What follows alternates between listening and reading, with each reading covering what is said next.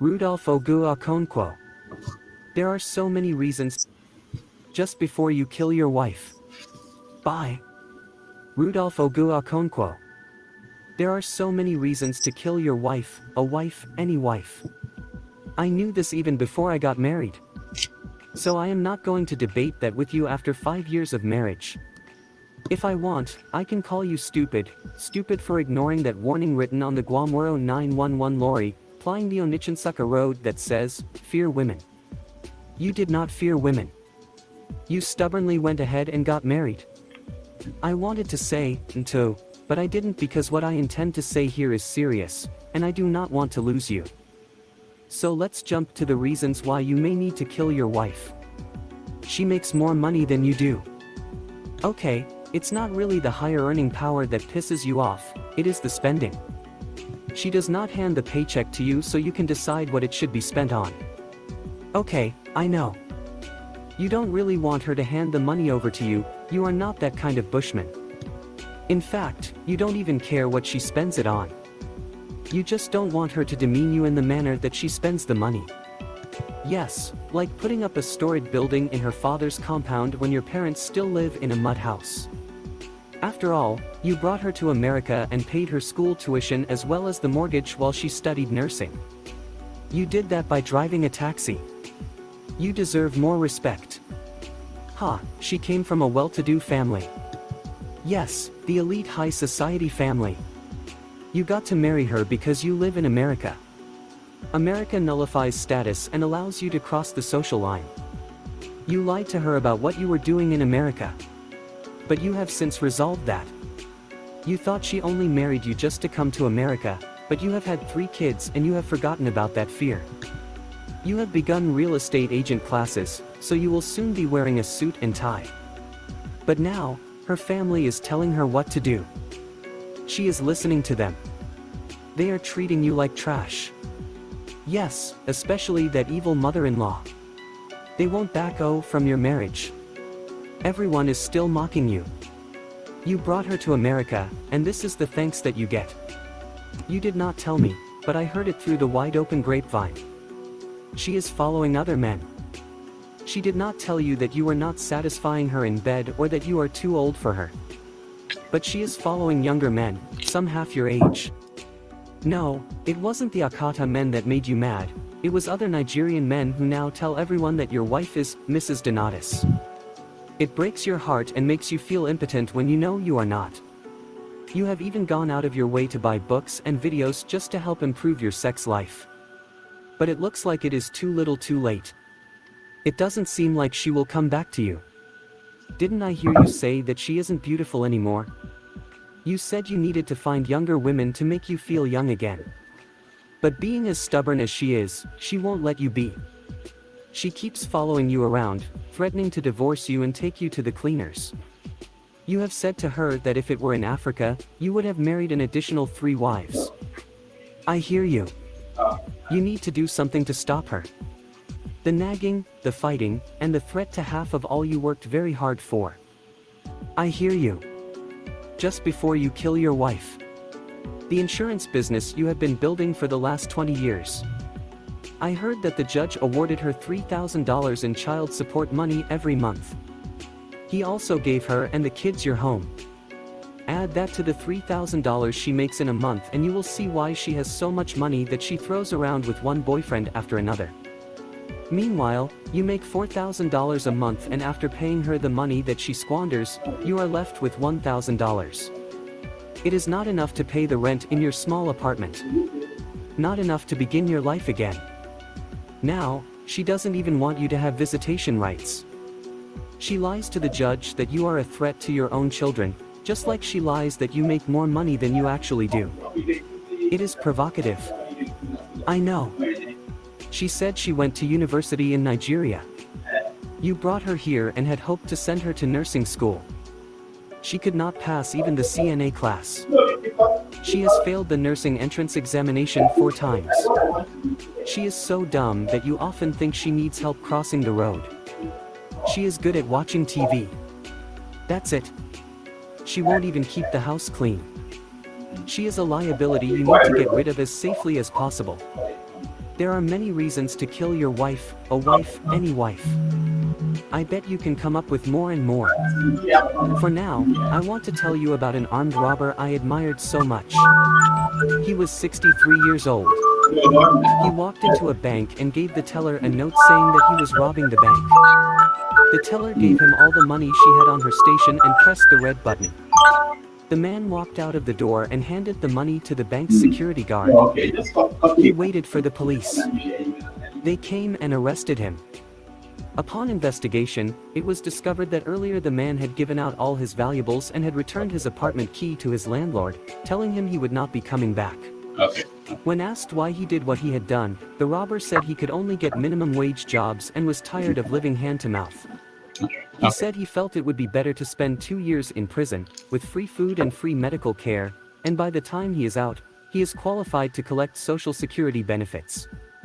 That is the robber after my heart. Just before you kill your wife, decide on where you will wait for the police. I don't want to hear that you ran into the bush or took O in a car with your kids. You embarrass me by that kind of action. You know they will catch you, so why don't you do the honorable thing and act like you are ready for them? So before you kill your wife, pay what you owe the Igbo organization of your city, including the one for the Igbo House Project, so that if you die in prison they may send your body home, which is necessary for you to reincarnate. Oh, never mind. For a moment, I forgot that those who committed a abomination, do not reincarnate. Just before you kill your wife, return that Nigerian movie you borrowed from me. You don't have to pay your credit cards, or car payments, but at least, settle the pepper soup woman at our joint. She needs that money to continue to serve our community while you are cooling in prison. Just before you kill your wife, remember that it will become official that O.J. Simpson is a descendant of the Igbo if another Igbo man kills his wife in America. Just before you kill your wife, picture your children coming to the gate of that state penitentiary to pick you up after you have served 30 years. Imagine how you will feel when they open the door of that limo and let you in. And I hope you will smile wildly when they take a selfie with you and say, "Dad, thank you for killing Mom." Just before you kill your wife, remember your father had many good reasons to kill your mother. But he didn't. Hopefully, you are thankful for that.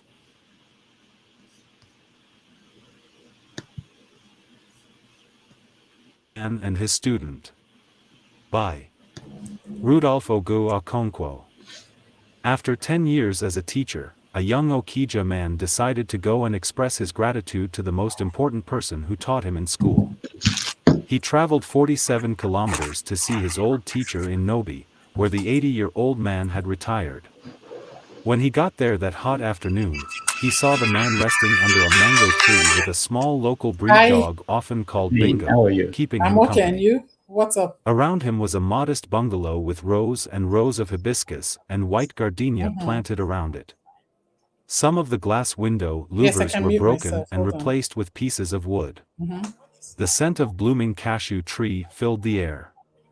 "Sir, you taught me in class 4. Do you remember me?" the young man said after introducing himself. He wore khaki trousers with a white shirt, an old school uniform his old teacher could quickly identify. With his failing eyesight, the old man did not recall the young man's face or name.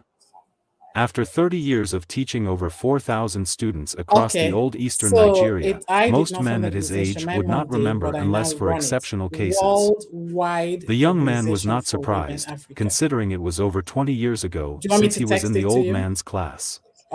He, however, thought his case was exceptional. "What do you do now?" the old man asked him, shifting the wrapper around his waist to fully cover his arthritis-riddled knees. "I am a teacher," the young man answered, his eyes beamed as he said so. "That's nice," the old man said. "Teaching is a very noble profession.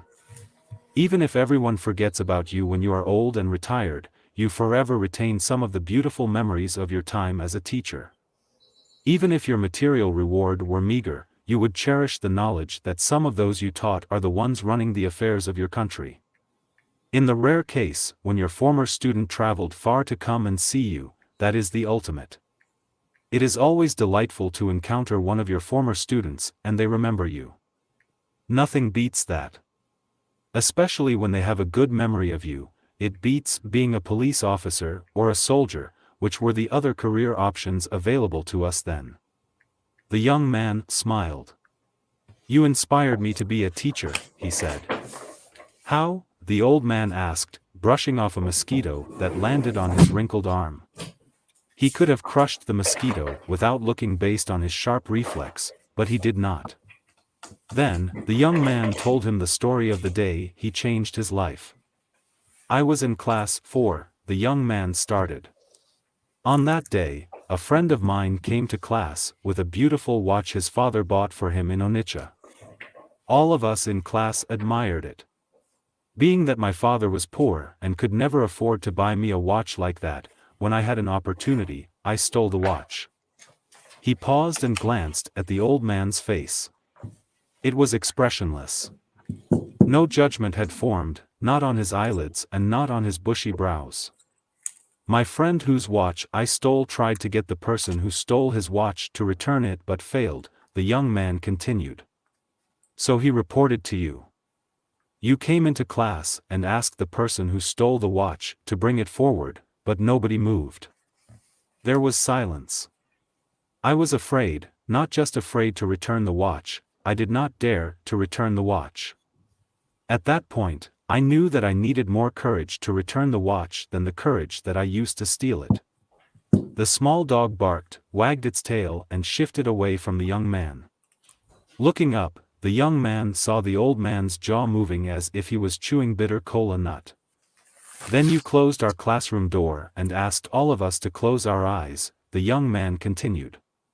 You went around searching each person's pocket. I had never been terrified as I was at that moment. I thought of bringing the watch out and dropping it on the floor, far away from me. But I dismissed it because though you asked us to close our eyes, I imagined everyone in the class was looking at me. I froze, in grave horror. When you came to my pocket, you found the watch. You took it. But you did not stop your search. You continued to search until you got to the last boy in class. You then went to the front of the class and asked us to open our eyes. When we did, you announced that you had found the watch. At this juncture, the old man gestured to the young man to sit on a green plastic chair beside him. The young man thanked him. When he had sat down, he continued with his story. You did not say whose pocket you found the watch. You did not say anything to me in public or in private. You gave the watch back to my friend, the owner. That day, you changed my life forever. I went from facing the most shameful situation ever to having my dignity restored in 60 seconds. From that day on, I resolved to be a good person for life. You did not scold me. You did not quote the Bible or the Quran. You did not take me to a shrine. You did not read out passages from the Bhagavad Gita. You did not spell out any moral lessons from Mahatma Gandhi, Abraham Lincoln, Nnamdi Azikiwe, Nelson Mandela, or Benjamin Franklin. You did not advise me to change my ways. Still, I got the message. After telling this story, the young man asked the old teacher, "Sir, do you remember this incident?" The old man smiled and said yes. I remember the incident, but I do not remember you. Why? The young man asked, surprised. Because, I, too, closed my eyes while searching the pockets of all of you, the old man said. I did not open it even when I took the watch from your pocket. I continued. The old man dipped his hands into the pocket of a worn-out ISIA top he had on, brought out a pod of alligator pepper, 2 bitter cola nuts and an edible mzukle and offered them to the young man. Welcome to my modest home, the old man said. The young man cheerfully accepted them with a gleeful reminder of Brené Brown's assertion that while vulnerability is the core of shame and fear and our struggle for worthiness, it is also the birthplace of joy, creativity, belonging and love. A great teacher knows that he doesn't have to humiliate in order to correct. A great athlete knows that he doesn't have to receive a medal in order to be a winner. A great believer knows that he doesn't have to fight for his God to demonstrate the affirmation of the creed. If you must humiliate anyone for you to correct, then you do not know how to teach. If you must get a medal to feel like a winner, you don't know that participation is everything. If you must kill anyone for you to save your God from humiliation, then you don't know the God you worship. This is a new version of an old Indian epic story. Rudolph Okonkwo teaches post-colonial African history at the School of Visual Arts in New York City. He is also the host of Dr. Damage's show. His books include This American Life SEF, Children of a Retired God, among others. Playing lotteries. For the man they say killed Felicia Johnson. She is the California woman who disappeared while visiting Houston about 8 weeks ago. Officers now say she was murdered and that this is the man who did it. They are actively looking for him. They say the suspect picked Felicia up from an apartment complex on Windchase Boulevard and took her to his apartment on South Richmond Avenue. Investigators say they found evidence he killed her there before getting rid of her personal belongings at a park and disposing of her body. Quinell X has been helping Felicia's family. We need you young sisters to look at these cases like Felicia Johnson and realize that your life can be taken from you in the blink of an eye by some sick-minded individual. Take a look at the guy's picture again. If you've seen him, call Houston Police.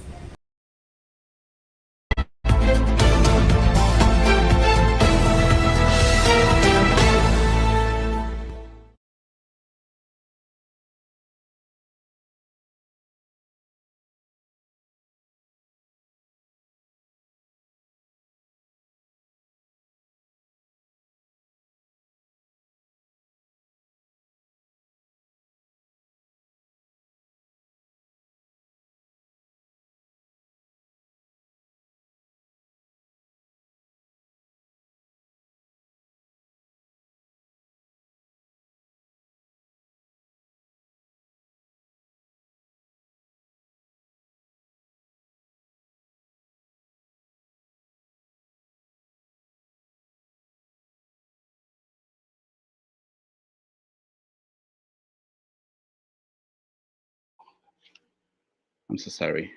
Okay, welcome to the show. My name is Rudolph Okonkwo. I noticed that there's no audio. My name is Rudolph Okonkwo. Welcome to the show. This is a special edition of the show. Today we're dealing with a very serious topic, and the topic is about African men who kill their wives in America.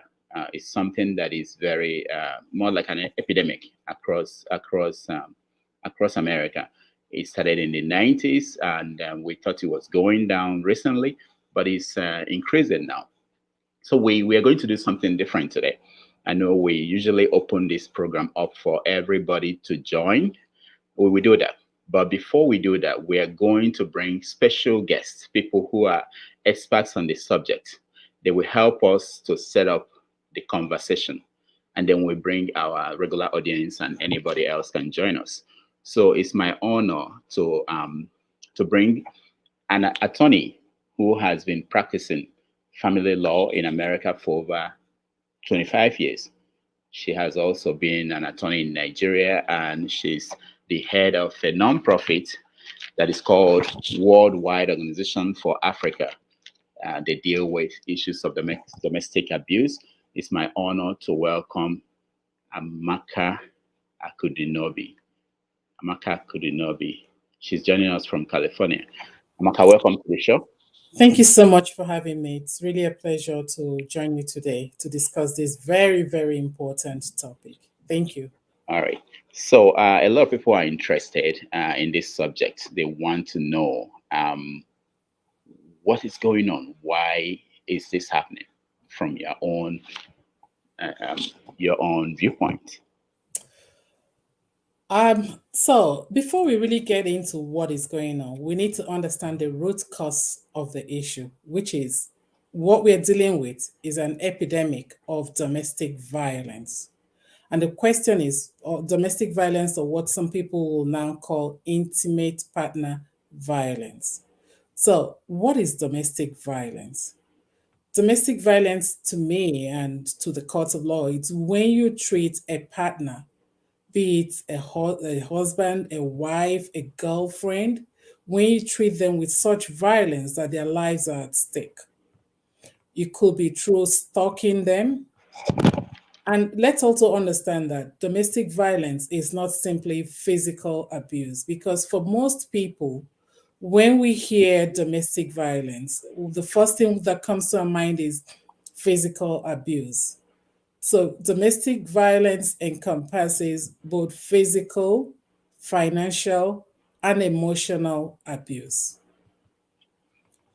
In terms of what is going on in most immigrant communities, I think it has a lot to do with our culture and the conflict of cultures for most immigrants when they relocate or when they migrate from different African countries to the United States. You're met with a lot of challenges, and you're met with people that do not understand how to navigate that the world as they knew it, it's changing or has changed. And so when they have conflicts in their homes, they don't know how to handle it. Their first instinct is to control. And control is the root cause of most domestic violence cases. Is there anything to do in this issue with how they got married to begin with?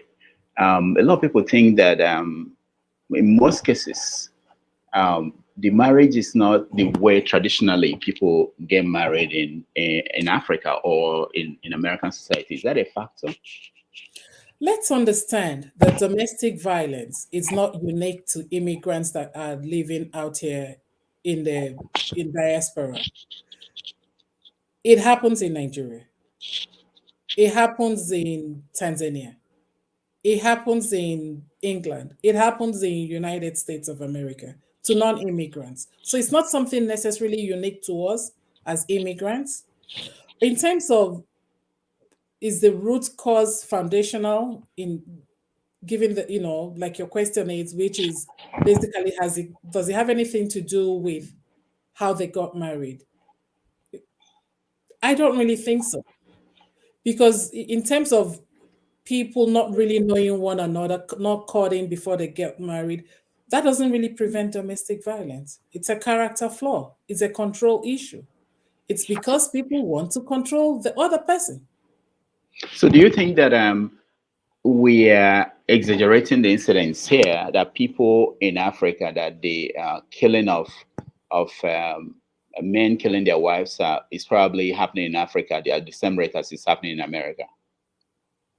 I think because of social media, whatever happens in America seems, will be out there quicker than, will get out there in the news.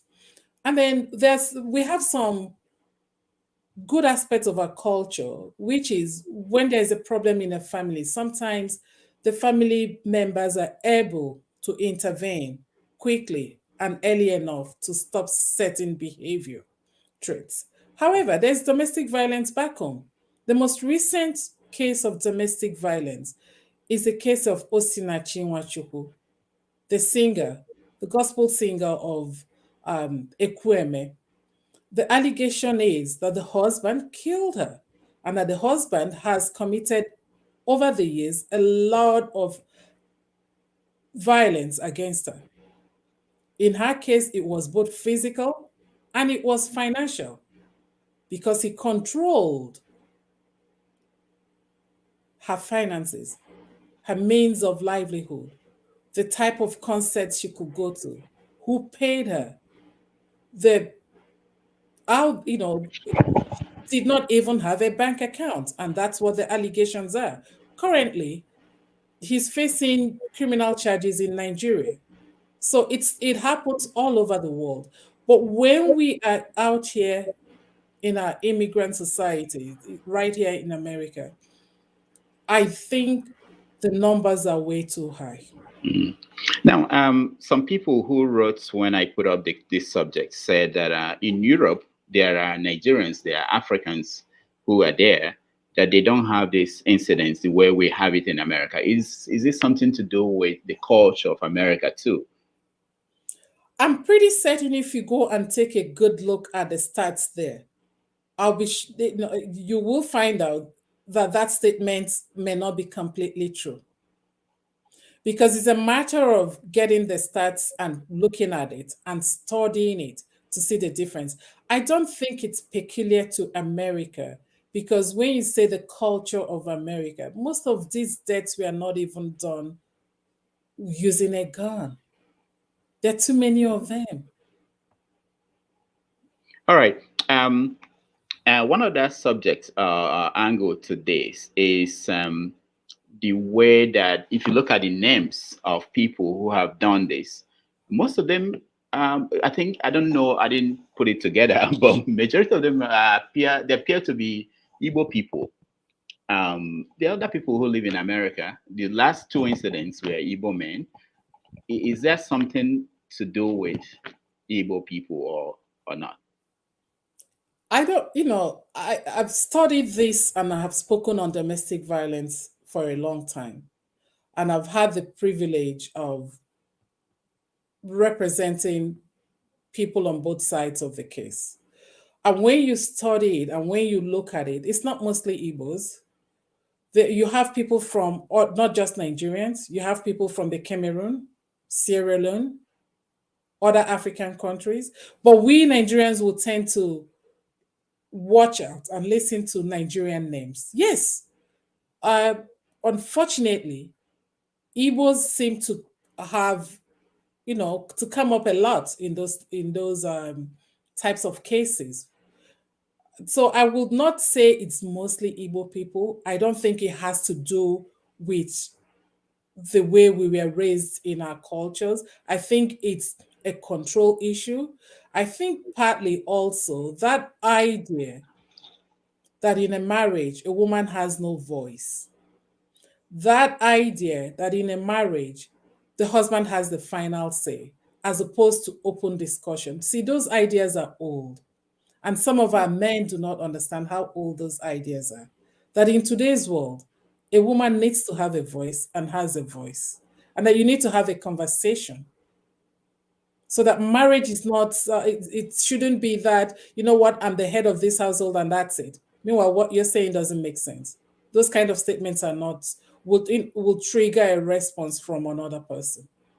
Okay, one last question before we bring in our members, audience, and other people. What is it? The issue of nursing and profession. It appears, if you look at the statistics, I know there's no professional, like scientific study, but a lot of instances you find out that the victims are typically people in the nursing profession. I'm looking at layman. You are right. Yeah, why is that? You see, most immigrants that come to America, if they haven't, most of them tend to gravitate towards nursing. And so, because once you study that and you're done, your chances of earning a decent income, it's high. But if you look at those cases where the wives that were killed were nurses, take a look at it. Sometimes the husbands are doing nothing. They're just sitting at home. They're not trying to improve themselves. And these women come in, they work so hard, they try to improve themselves, and then they start making money. And the question becomes, who is going to control the income of that woman? Which is why I said from the get-go that the root cause of all this, it's control. In caps. So it's an issue of trying to control one's income. And that's why you hear, oh, this knows that. And then you hear stories in the community. Oh, I brought her all the way from Africa. I trained her. And now she's a nurse. And look at how she's talking to me. No. When you look at those type of cases, first of all, we all know how much it costs to go to nursing school. It's a lot of money. So the guy that is saying he trained her probably could not even afford that. And even if you trained somebody, that does not mean you own the person. It doesn't. And so some of these men will go as far as once that nurse wife starts to work, will take their passports, will take their green cards, and will insist that they have joint accounts. So we've had those cases. And so the wife is completely controlled. She's made to forget entirely her own family. I mean, it's not going to last long. There's going to be a conflict. So it's not just as simple as nurses. It's nurses because a good number of immigrants gravitate towards that profession. And these women work very hard. Men can be nurses too. So I encourage the men to get into nursing school too. There are many who are, and I hope yes. they will join us and we have that conversation.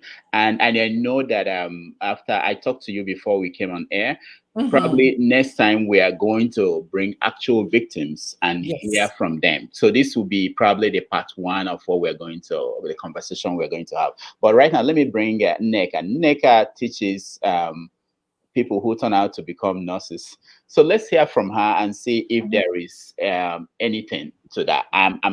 My goal is that we destroy whatever is just urban myth from this conversation. Nneka, welcome to the show. Okay, thank you. Good evening, everyone. Thank you, Amaka. The first thing that most of the things that you say is really fine, but I think we need to kind of pedal back. What I'm saying, mental health. Mental problem plays a huge part here. I do agree with you. With our culture, the men were not trained, or probably I would say that in our culture, especially in Igbo culture, the men, they are always the head of the household. That's one thing apart. And when you go to Nigeria, you are not even in love with the individual. The individual herself is not even in love with you, but because they want to come to the United States. So when you look at both parties, relationship thing, that's a whole new episode that we're going to talk about. But I will tell you that the root cause of what we are seeing now is mental health. Because for somebody to commit the kind of crime that these people do, it's rooted in a mental health. And we all know that in Igbo culture, in Nigerian culture, we have always looked at mental health as a huge stigma. Huge. It's very frustrating, and especially then when we leave Nigeria, where you have several supports that, as like you said, Amaka, that you will have people that will say, Emezi, calm down. Here you don't have that. And so if the guy brings that woman here and spends all that money, what we don't know is when we send them to nursing school, is the man paying the fee or are they using a loan? That's another, again, these are facts that we need to always look into. But I will say to you that the main thing that I'm seeing is the mental problem. Then when there's a mental problem that is on the line, the stress that comes with it also would trigger someone to do the kind of crime that they do. And so mental health is something that we really need to start looking at when it comes to Nigerian individuals. We really have to look at it. Okay. Yeah. Thank you, Nneka. Amaka, in your practice, have you seen cases where mental health is a factor that led to this kind of brutal attack most of the time? So, like Nneka rightly said, Nigerians or Africans as a group, as a culture, we hardly discuss mental health issues. But in my practice, what I've seen mostly, it's not necessarily mental health, because there's a statement that Nneka made where she said, if the man feels frustrated because he thinks he has spent all that money to bring the wife over here to join him. But I think it's a matter of understanding. We need to raise our men better. Because if you raise a man to understand that when you get married, wherever you are, that's where your wife will join you. then you shouldn't look at it as an investment. But when you're looking at your wife as an investment, like, like general comments that you hear, you know what? Agmeje Nigeria and Jenota no say, hey, mana kesi mebe. See, you're looking at that woman as an investment, as somebody that is here to come and slave and work for you. What I'm saying is, it's not only mental health is not for me in my practice. What I've seen mostly is control. It's control. So maybe control is somehow related to mental health. Those that are better qualified that can speak to that will speak to that. But what you see, it's control. I'll give you an example. I had a case a long time ago in the office. The young woman came and immediately she passed all the necessary exams out here. They had 2 kids.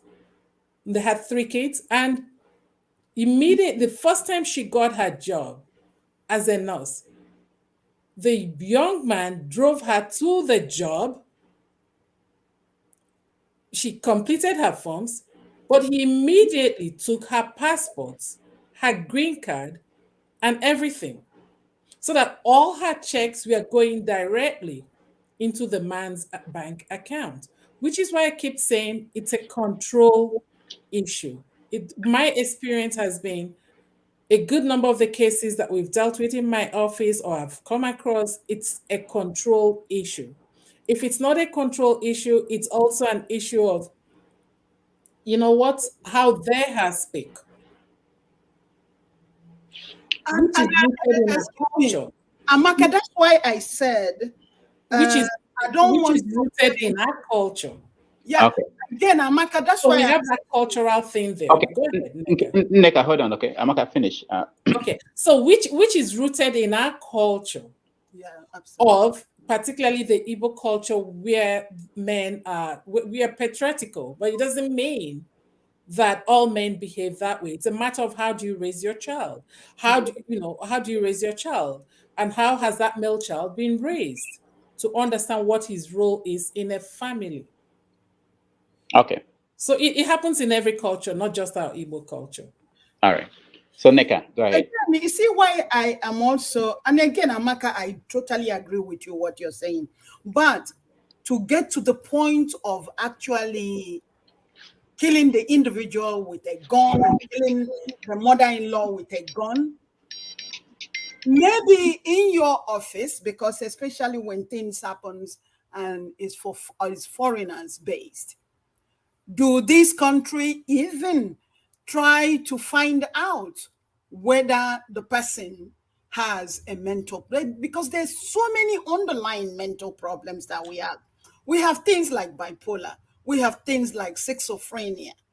And I have examples that I will share later because it's a huge topic.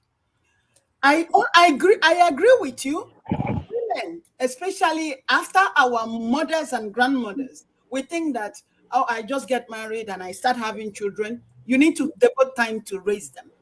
We need to really devote time to raise them. Correct them from the beginning that these things cannot happen. So there's so many factors playing a part here. But I'm telling you, with what we are seeing right now, mental health is a big issue. Okay. Very big issue. I hear you, if I may chime in. I hear you loud and clear, Neka. Mental health may be a factor in domestic violence or the increase in domestic violence, but I don't believe it's a huge issue. There are other factors. When there's stress in the family's finances is a factor, because the tendency is anytime a crime is committed, the tendency is for us to say, this cannot be normal. What is going on? It's a good question to ask. But most of you realize that stress my finish, Neka, my finish. Thank you.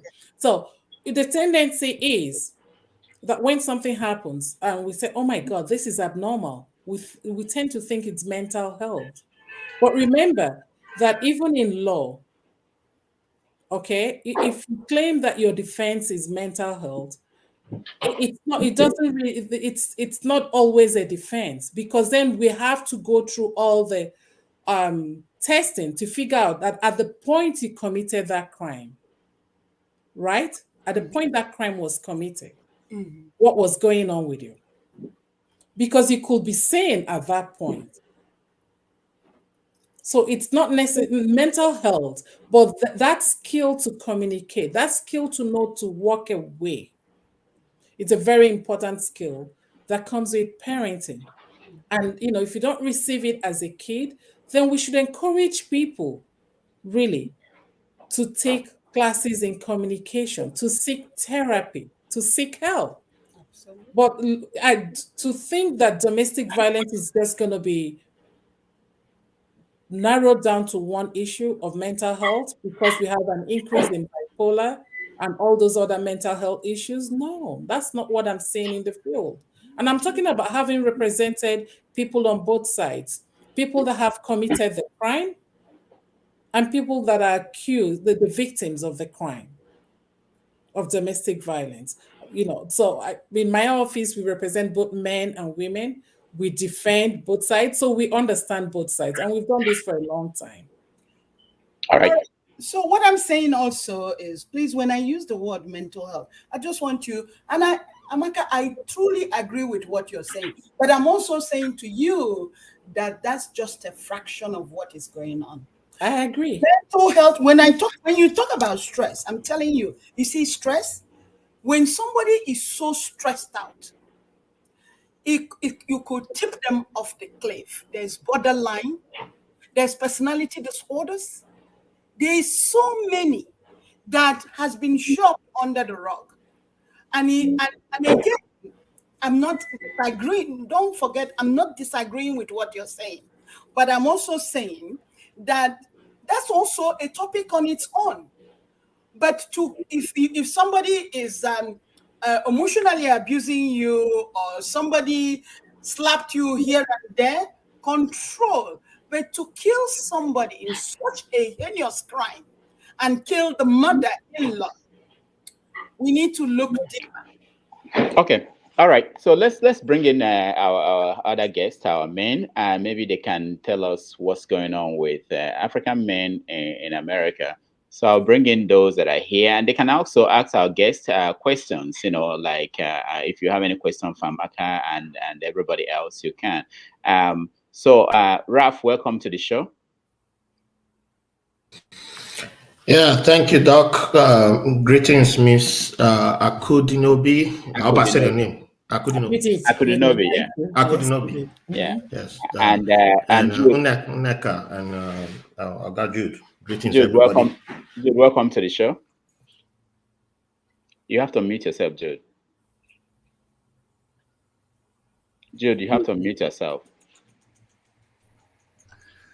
Yeah, welcome. Thank you, everybody, and nice meeting you all here this afternoon. Thank you so much. Nice meeting you too. This afternoon on my end, here Pacific time. No, in New York is evening. Yeah, and Jonaba, welcome to the show. Thank you, Dr. Damages, and thank you all the participants. Okay. So, all right. So let's start with Ralph. Ralph is in Brooklyn. Jonaba is in Dallas, and Jude is in California. Ralph, do you have a comment, questions for Amaka and Neka, or any comment? Have you experienced what we are talking about? What do you think is going on from your own perspective?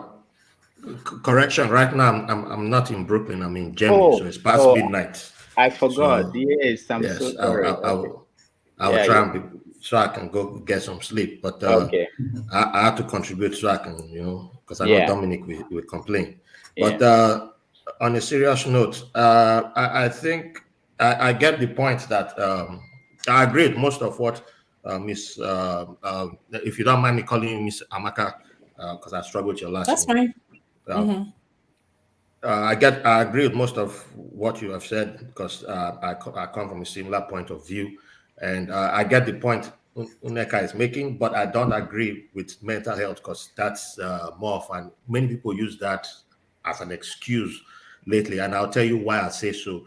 So as a boy whose formative years were in Benin City, Ibadan, and Port Harcourt, by the time I was 21 years old, the language of violence against women had been normalized in me. So it was normal for you, when you're amongst the boys, to if your woman, for whatever reason, they say this, she misbehaved, they say, yeah, you should, you had the right to go slap her or beat her. It was a normalized language that you heard, and it didn't matter which part of the country you were in, which tribe the person was.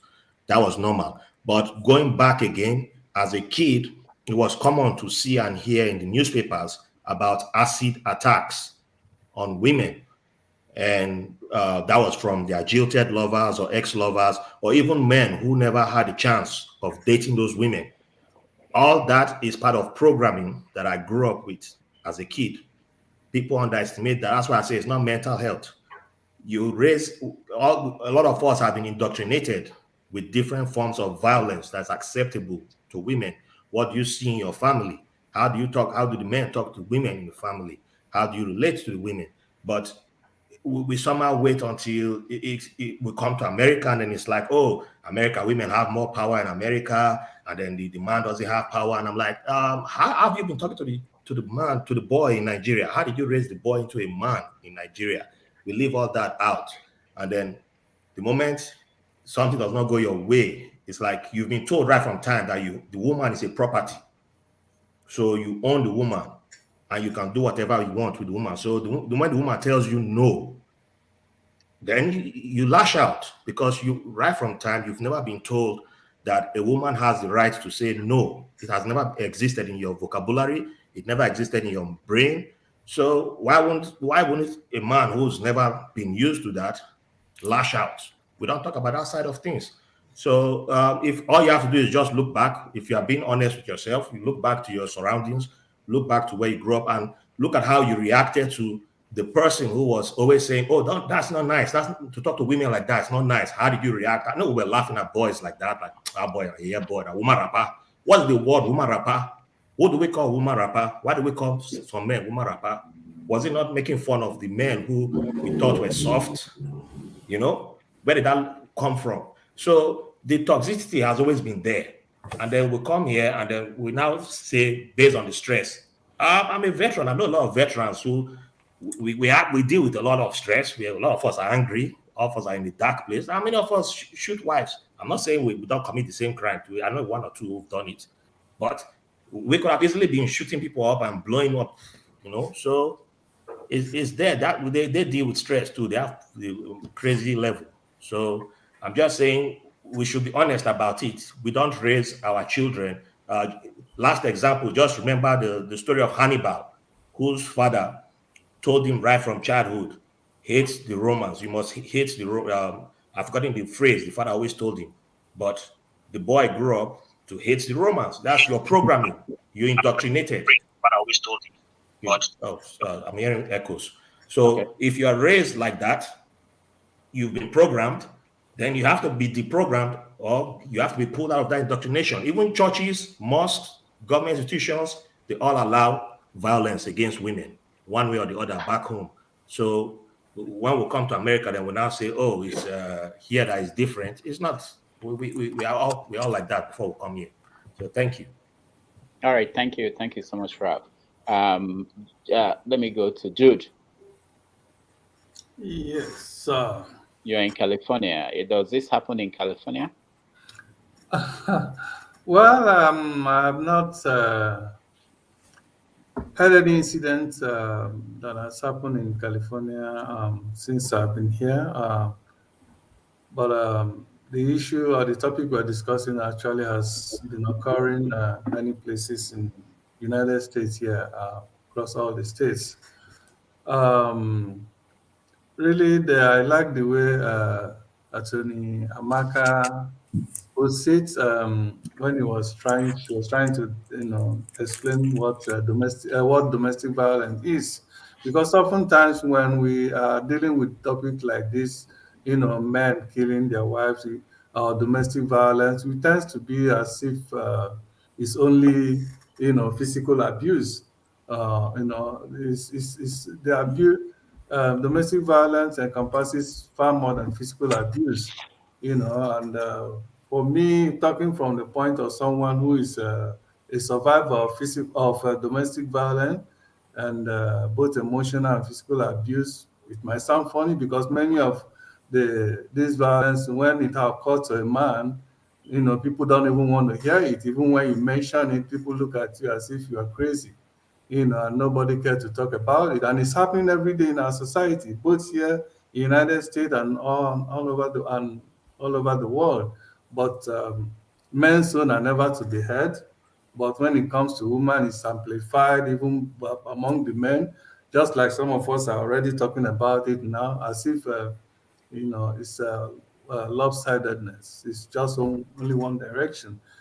Well, to me, there's no reason I think anyone should go to that extreme of taking away somebody's else life.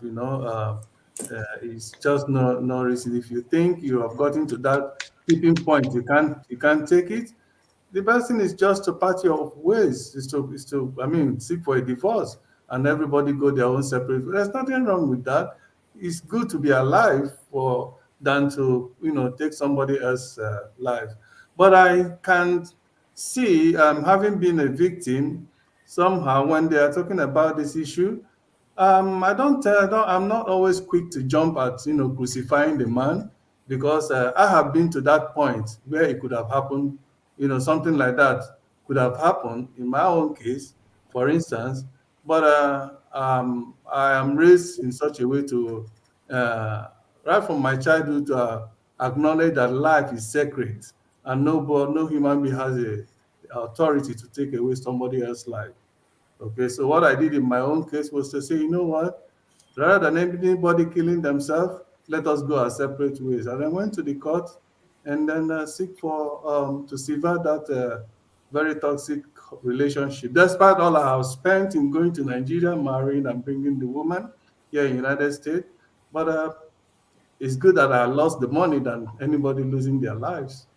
Okay, so that is the way I see it. And then we should also, like our sister was talking about, Omaka, there are so many things, there's so many factors that is responsible for all of this. Maybe as time goes on, we're going to probably the factors that is responsible or that is encouraging this sort of extreme reaction or extreme response to, uh, cases, arising at homes or in homes. All So right. that's what I'm going to say for now. Thank you, Jude. I want to give Amaka and Nick opportunities to respond to two of you before we go to John Abba, Paul, and Dr. Dominic. Amaka first. So thank you so much. Thank you, gentlemen, for speaking. And so I'll start with the issue of parenting. I raised the issue of parenting because I've seen when you ask a lot of questions, when you start going into family history, you will find out that I've forgotten his name. I don't see his name tag, but the gentleman that is still in Germany, the military vet. Yeah, We thank you for your Rap. yes. So you'll find out that what he said is true. We tend to normalize abuse of women. We tend to program our kids wrong. If somebody is surrounded every day with abuse and with stories of why it's right to beat a woman. Actually, in one of the Nigerian penal codes, I think is the penal code of Northern Nigeria, a man is allowed to beat his wife, to quote unquote correct her. So, this is what we are dealing with. So when you look at that, then there's a problem. But, thank God recently Nigeria has what we call the VAP, Victims of Abuse Prohibition Act. We have that. But, the trouble in Nigeria, it's not like the abuse isn't going on in Nigeria. The trouble is that people do not have access to courts. Can you imagine a woman going to the police station reporting to the police officers, I've been a victim of abuse. This man has been beating me. What do you think is going to happen? The police officer is going to be, Madam, what did you do to him? Maybe you didn't cook. Maybe you didn't do this. Maybe you didn't clean up. What did you do? It must be your fault. Go and fix your marriage. What is that victim supposed to do? As much as we have the VAP Act of 2015, it is still almost impossible for a woman to go into court and seek or even a man to go into court and seek a restraining order for acts of abuse. I think Lagos State and probably recently Anambra State, they're the ones that have better structures when it comes to issues of domestic violence and making sure that the victims get help. Yes, men are also victims. Men are also victims of this. And like I said, I represent both sides, so I understand both sides. Men are also victims. But the reason why the story of women seem to be amplified is that when you look at the stats and you look at the numbers, you pity women. It's like we have no place to stand, no voice. Then there's also this, Jude had said something about, he walked away and basically filed for divorce despite all the money he has spent in bringing her over. That is the narrative I want our men and our women to stop saying or to stop thinking. Because if you were living in Nigeria and you went to Aba, for example, say you were living in Kaduna, you go down all the way to Aba to marry a wife. Your wife is going to join you in Kaduna. You're not going to be looking at the transportation money. Let us not look at relationships in terms of investment, in terms of the money I have spent. I understand it. I understand the difficulties all of us that live in diaspora face, but that is your wife or that is your husband. That is a significant order. Let us not look at it in terms of monetary investment. Both of you could meet each other here and things don't work out. What's going to happen? It's not the end of the world. I know clients that have gone through divorce, but they have remarried in some cases, or they're still single and they're living a very happy life. The fact that you married one person and it does not work out does not mean you have to stay in that marriage. Like I tell my clients mostly, and young women when I speak to them, I beg, marriage no be do or die.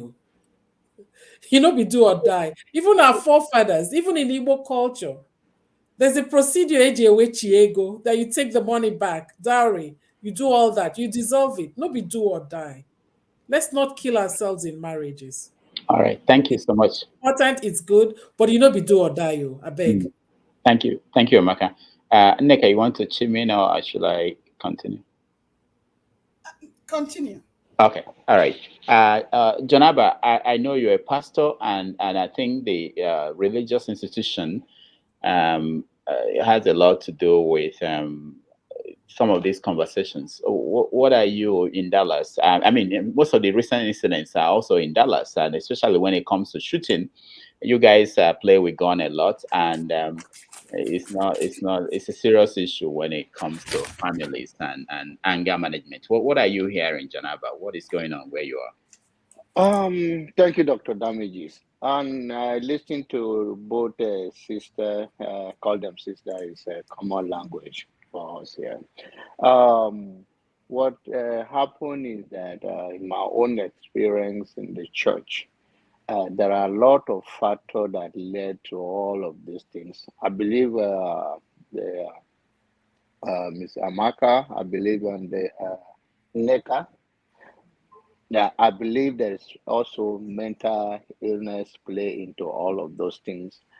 Being in the church and having have the opportunity to counsel so many people on family issues.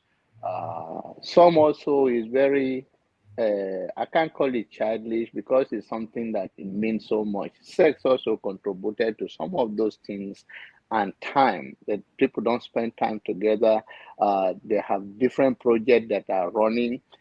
This one want to go to work. Maybe she's having a project in Nigeria or family issue, trying to support the other family. The man has a separate agenda, so they are not working together as one family. That what I've dealt with in the past years in church.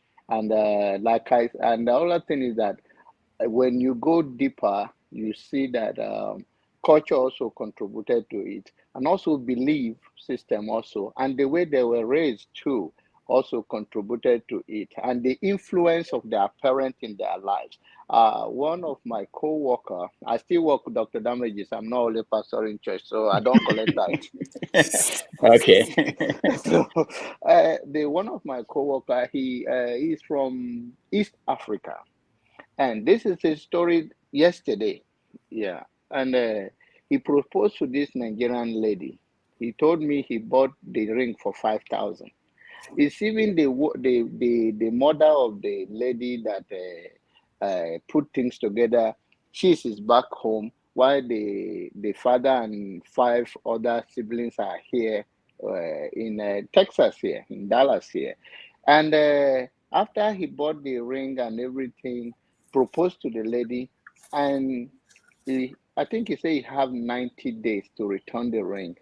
And in 30 days, the lady count that the mother said that she is the first lady, first daughter, please, of that family. I think she's from Igbo family. That first daughter will not marry outside. That's what he believed. And the guys that he should take the ring and return it. The long story short, he said he returned the ring, and then they only gave him 3,000 back. So he was not even about the money, but they went to school together, nursing school together. They graduated together. They stayed together, do their board exam, pass the exam together.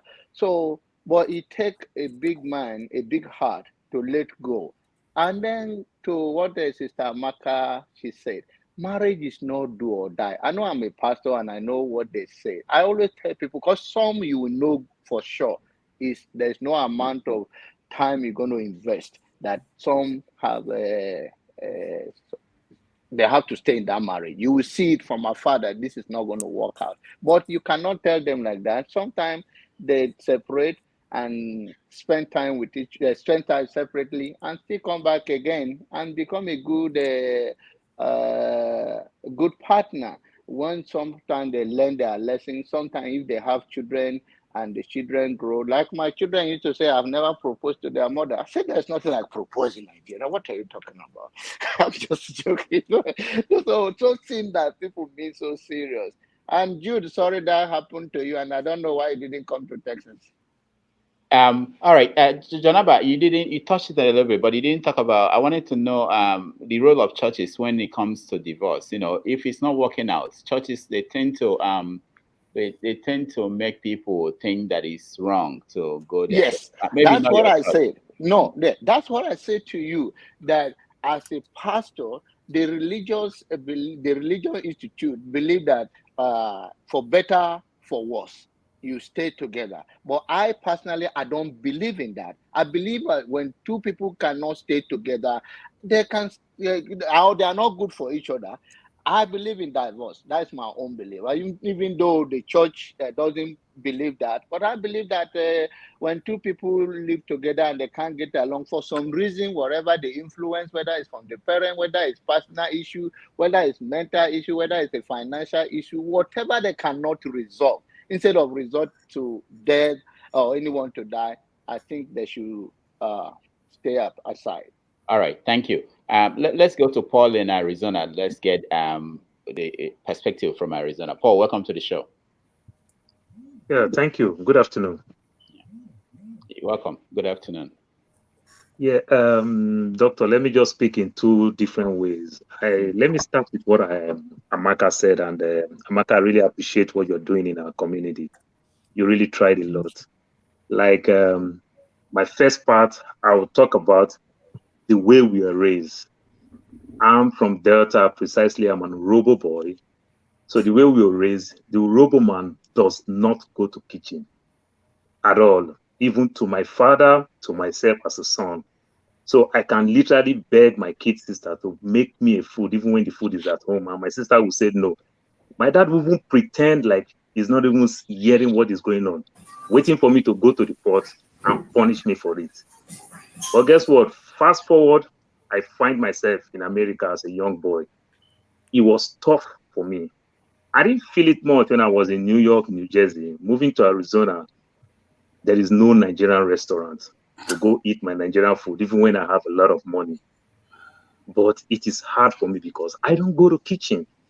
I can't make food for myself, my own food, because they trained me as a man not to go to kitchen. You know, so to some extent, if my wife didn't make my food on time, I shout, I complain, I do everything. But this woman is doing 10 hours and I'm doing 8 hours. But I'm still waiting for her to come make me food. And if she goes late, she's taking care of the kids, does other things, I blame her for it. This is one wrong part the African culture gives to us, or my culture gives to us from Africa. Then the other one, doctor, I see so many people. I have a friend, a childhood friend, and I see so many people that have had this experience coming from New York, New Jersey, a little bit in Texas before I moved down to Arizona. Now, somebody who have a school cert, just school cert, is going to Nigeria to go marry a graduate. Precisely, they even shop and say, look for me a nurse in the university. Age-wise may be much, the gap may be there. I might just be in America, I'll be speaking my half-baked American English, Ghana. But these girls are in the universities in Nigeria. They speak better English than us. We are not educated. You understand? But I'm going there to go bring a graduate, then claiming that I spend all my money. Then this girl will come here, and I'm still doing CAP for 10 years. I didn't upgrade. I'm still working as a caregiver for 10 years. I never upgrade. Then I went to marry a graduate. Who fast forward this person upgrade? Then I want to take the glory. I just bought an iPhone 13 Pro Max. Baby, I just bought the phone, surprise, surprise. I just bought a car, baby, surprise, surprise. My wife, who is making 3 times the amount I'm making, cannot buy a phone and tell me, baby, surprise, surprise. I said, oh, you don't join the other women. You join the other women. You don't join them. How come you didn't tell me? I told you anything you want to do, let me know. I think it is wrong. That is the height of stupidity. That is the height of controlling. So we get these things all the time. Most of the people that are married like that, you find out that some of them, don't get me wrong, some of them may also be graduates, but they didn't upgrade themselves when they came to the United States, filling the student loan and any other thing. They stuck as a car driver. They stuck as a caregiver. They stuck. They upgrade themselves a little bit as a CNA. They stop there. And these girls come, even though a banker who had to go back to take a science class, become a nurse, become an RN. You didn't do anything. And you felt within yourself you can upgrade from your 2001 car to 2007. But this woman cannot upgrade. The woman must tell you how to buy a car because the woman don't know how to buy a car in the United States of America. And she don't have a right to ask any question. Then some of us, again, another aspect of it, we take pride in sending our siblings money. We don't do anything within our reach to bring some of our siblings here. Then fast forward, maybe your wife somehow, struggle, before you know, under 1-2 years, bring one of your siblings here and everything, then problem comes. Sometimes it may not even be the wife. Maybe the wife started having kids. You know, they put in for paper, the mom have paper, the mom fight for other siblings, and the siblings come here. Someday, sometime, the man just remember that these women and his family that are using me. He started feeling somehow. But if we look at the mirror and tell ourselves the truth, it's our fault. I think the education part, we failing to upgrade ourselves, cause these things. Mental state might be there, but it's our greediness, you understand, that brought these mental issues to us to some extent. Thank you. All right. Thank you so much. Let's also hear from Dominic and Kayode, and then we get a response from Amaka and Neka. Dr. Dominic. And now, before you speak, let me just remind you that the last one of the incidents, recent one, was from a doctor in I think in Texas, that killed a wife who is a nurse. So a doctor who is, I guess, supposed to save lives. What will make someone like that to the way they say it, snap and kill a medical doctor? All right. Wow, that's a very tough question. Honestly, I don't know. I think for such a case, there may have been some level I wouldn't even say stress, just strain in the marriage, probably a lack of communication. Because I would think that the doctor, as the man, is probably making more than the nurse. So you can't really say it's a case of financial issue. So for that case, I'm really not sure what would cause that issue. Obviously, I'm not privy to that case, to that particular situation, but I suspect that there may have been some emotional or some level of turmoil in the marriage that probably was not addressed, and it's got to a tipping point where the man snapped and was it murder suicide? I can't remember that case. Yes, it was. Yeah. It was. Yeah. And quite frankly, I think I'm not a psychiatrist, I'm an internal medicine physician, but I remember when I was in medical school, the first thing that we were taught in the psych ward was that patients, contrary to popular belief, patients that have mental issue are actually less violent than we think. So I think the way movies represent them is actually not a very good. It's not a positive thing. It doesn't mean that people who have mental issue cannot snap and cannot go AWOL and start killing people, but they actually are less violent. And when I rotated in the ward, that was actually what I saw. So to give an example, in my case, people that I've seen that committed suicide and didn't complete it and got to the hospital, what I saw was there are people who were completely sound of mind and they can't really explain it in the spur of the moment. They just snapped and did things that are unthinkable, right? And there's a way we explain it in psychiatry, but I'm not going to go into that.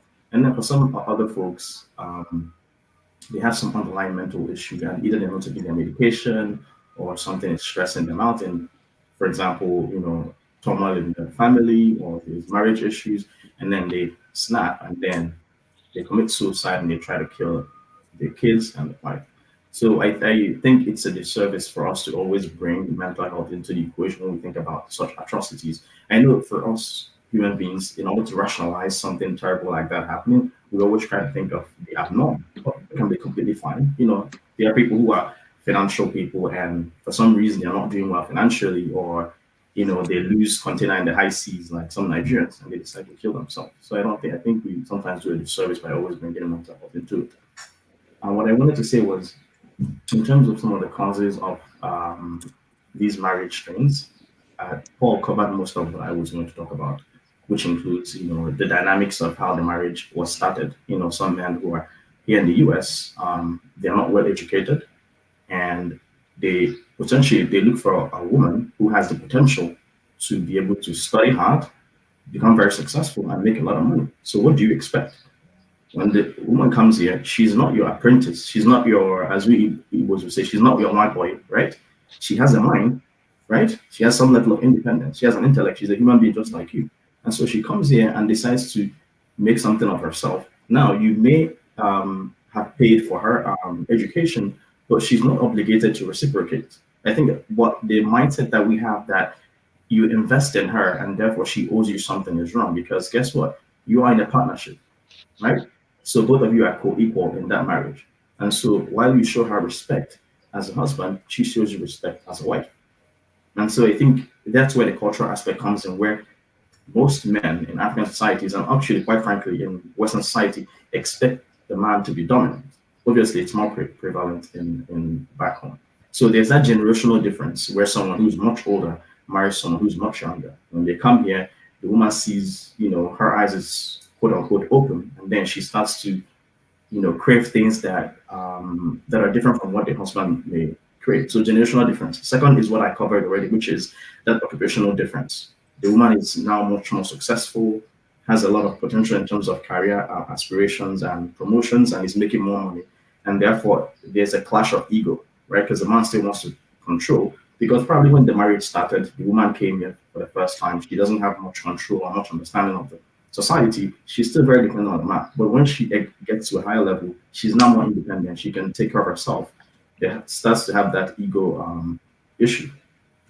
And then the third is the tipping point. So for men that do not have, or women, it depends, who don't have that emotional control, right? That ability to have a good conflict resolution, what they resort to is violence.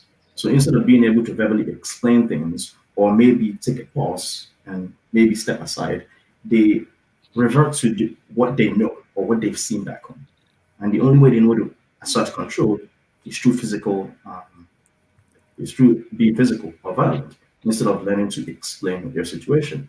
And I think now I'm not trying to blame the victim, but I think sometimes some women can be a little bit pushy in terms of how they would respond. So a man says something, and the woman may notice, this man is going on an ego trip.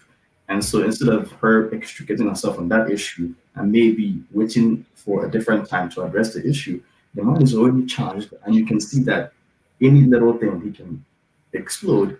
The woman keeps pushing and pushing because she wants to make her point and have the upper hand in the argument. Now, I'm not blaming the victim, because if she gets abused, it's not her fault. At the end of the day, it's the man who lacks the emotional control or who has anger issues, right?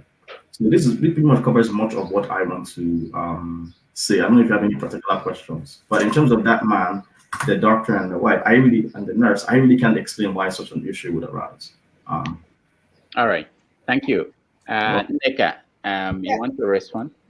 Yeah, again, I'm going to say what I've said before, and hearing what everybody is saying, and especially Ralph, you said that in Nigeria, our boys have been trained to abuse women.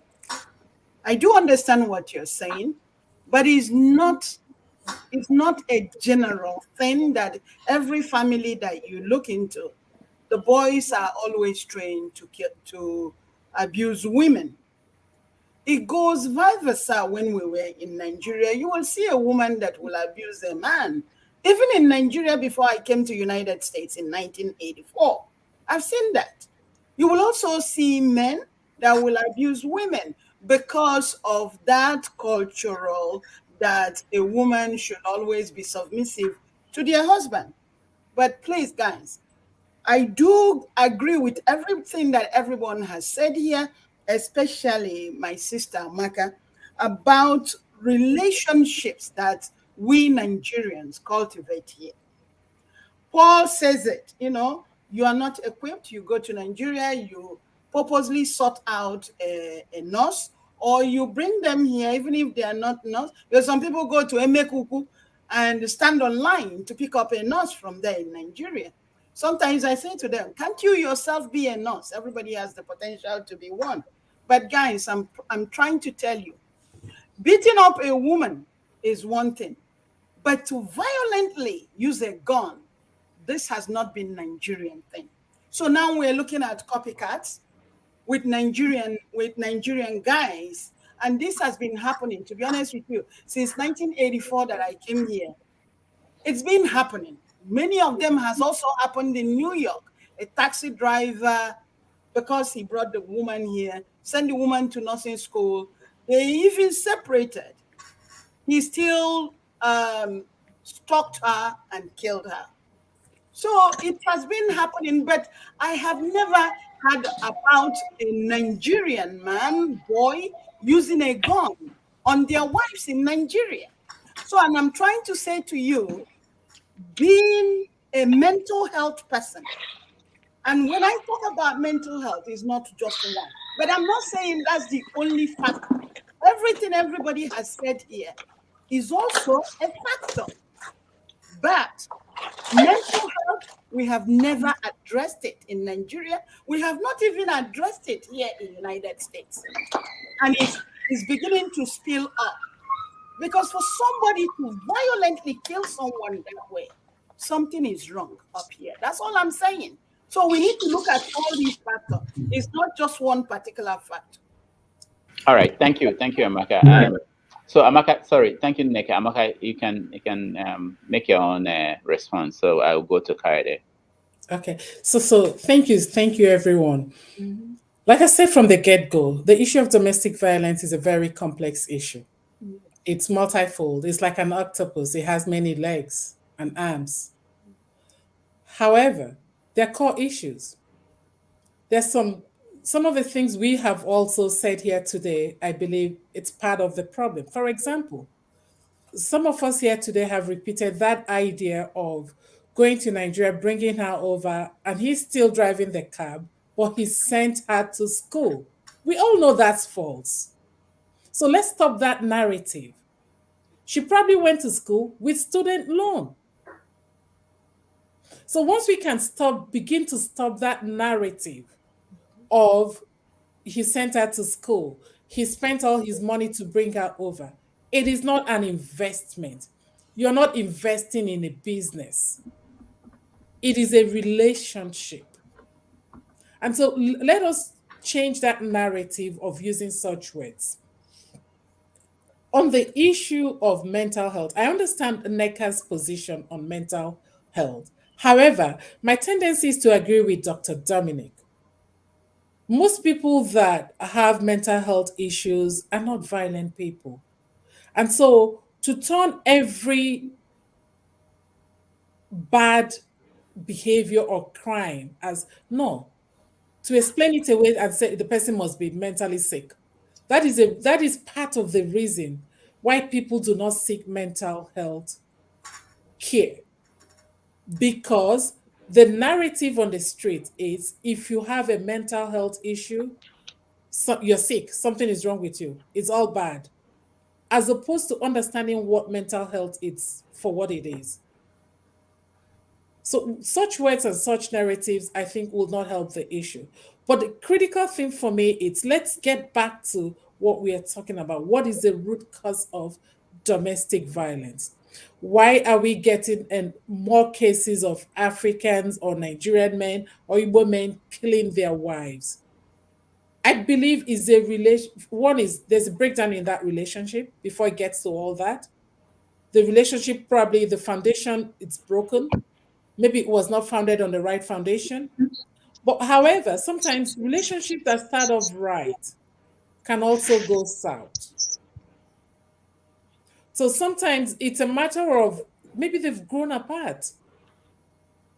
Like I keep saying, marriage no be by force, no be do or die. And we also need to encourage our women, our young women. It's not everyone that comes knocking because you want to come to America, you follow and join. Or you look, you're turning this, oh my God, I'm getting too old, I better get married. Meanwhile, you know that person is not a good fit for you. Our culture pushes women to get married too early when they're not supposed to and to marry the wrong people. Look at the case that was just described. Two young people, one from East Africa, one from Nigeria. And what does the mother say? After they've had this long relationship, you are that, you cannot be marrying a foreigner. Where was she when they were going out together? Why didn't she mention that? And why should parents, it's good for us to listen to our parents, but at the point, you have to make an adult decision. We have to raise our children so that at the point they need to be able to make their adult decision. That young lady is probably going to end up marrying an Igbo person or somebody from her tribe because I heard she's Igbo. I hope I'm right. Or a Nigerian person. And what's going to happen to that person she's going to marry? So say that again. I say you are right. She's an Igbo lady. And what's going to happen? She's going to marry a wrong person, someone that is not a good fit for her. And what is going to happen? That relationship is going to be doomed because all she's going to be thinking about is, oh, what if I had married that person? Life would have been easier on both of us. You know, growing up, amongst my friends, we had this saying. One of our prayers was never to marry another man's husband. It was a very strong prayer. We all said it. That the worst thing that could happen to us is to marry another person's husband or wife. Because when you do, that marriage is not, it's going to be rock and roll all day. It's not going to be fun. So let's go back to the core thing, domestic violence. Why would you take another person's life? Life is sacred. It is nothing, for me, I still think that the root cause of most domestic violence cases, it's control. You want to control somebody, whether it's male or female. You want to tell the person what to do, how to do it, when to do it. Not in today's world. Maybe when our grandmothers were alive, All right. Had no choice. But today, women have choices. They are financially independent and they can walk away. Maka, thank you so much. Can I make a quick point, Dr. Damages? Okay, go ahead. Yeah, I want us to understand that when you are, whether or not, there's been cases of men who pay for their wives to study nursing. But of course, whether or not you pay or she has a loan, she's not your apprentice. You both of you are in a relationship, and therefore she owes you nothing. You and her have a relationship, and you decide that you want to pay for her because you want her to be successful. You love her. So I don't see where this sense of obligation owed. Now entitlement. I have a wasted investment. She's not a business to invest in. Just Dr. Damages, one more point. I agree with you. For some of us that grew up in Nigeria, and we remember that song by, I think is Nico, the guy from the Cameroons that sang Sweet Mother. He also had another song, Christiane Aboyenyim Wine. Go back and listen to that song. It's the same gist. Christiana was his girlfriend. He paid for her. She went to school, improved herself. At the end of the day, she said she didn't want to marry him anymore and walked away. You don't own a human being is not your property. Nobody is another person's slave or apprentice. We need to, quote unquote, upgrade ourselves. And that way the marriage will continue to work. All right. The bigger issue is the reason for that animosity, not whether or not he feels it's a wasted investment. Because I have examples of that, but maybe you're right. You're right, Dr. Dominic. You're right, because sometimes it's not financial. Just like the doctor that killed the nurse, sometimes it's not educational. It's a matter of what is really going on. A lot of relationships are broken. We don't have communication. There's no communication. And once there's no communication or trust, that relationship is gone. You all, once it gets to that stage, somebody's going to call me. I know that. All right. Thank you. Kaide, welcome to the show. You have to unmute yourself, Kaide. Kaide is in Houston, Texas, I believe. Yeah, good afternoon or good evening. I mean, great people, great Nigerian Americans. And I want to sincerely thank our great Rudolph. More grace, more strength. We are having more great women on the show now. I'm so happy to see my sisters here this evening. My name is Kyle Toriola, and I'm operating from the great city of Texas. Houston, the Texas in the United States of America. Quite interesting topic that Doc has brought to the fore this evening. Unfortunately, I'm joining late. I had to rush down from work to join the show. Briefly, my own contribution. I've enjoyed all the brilliant ideas and contributions made by different individuals. And I want to, say this. Before a man gets up one day and kills the wife or wants to kill the wife, it is not that day that it starts or it started.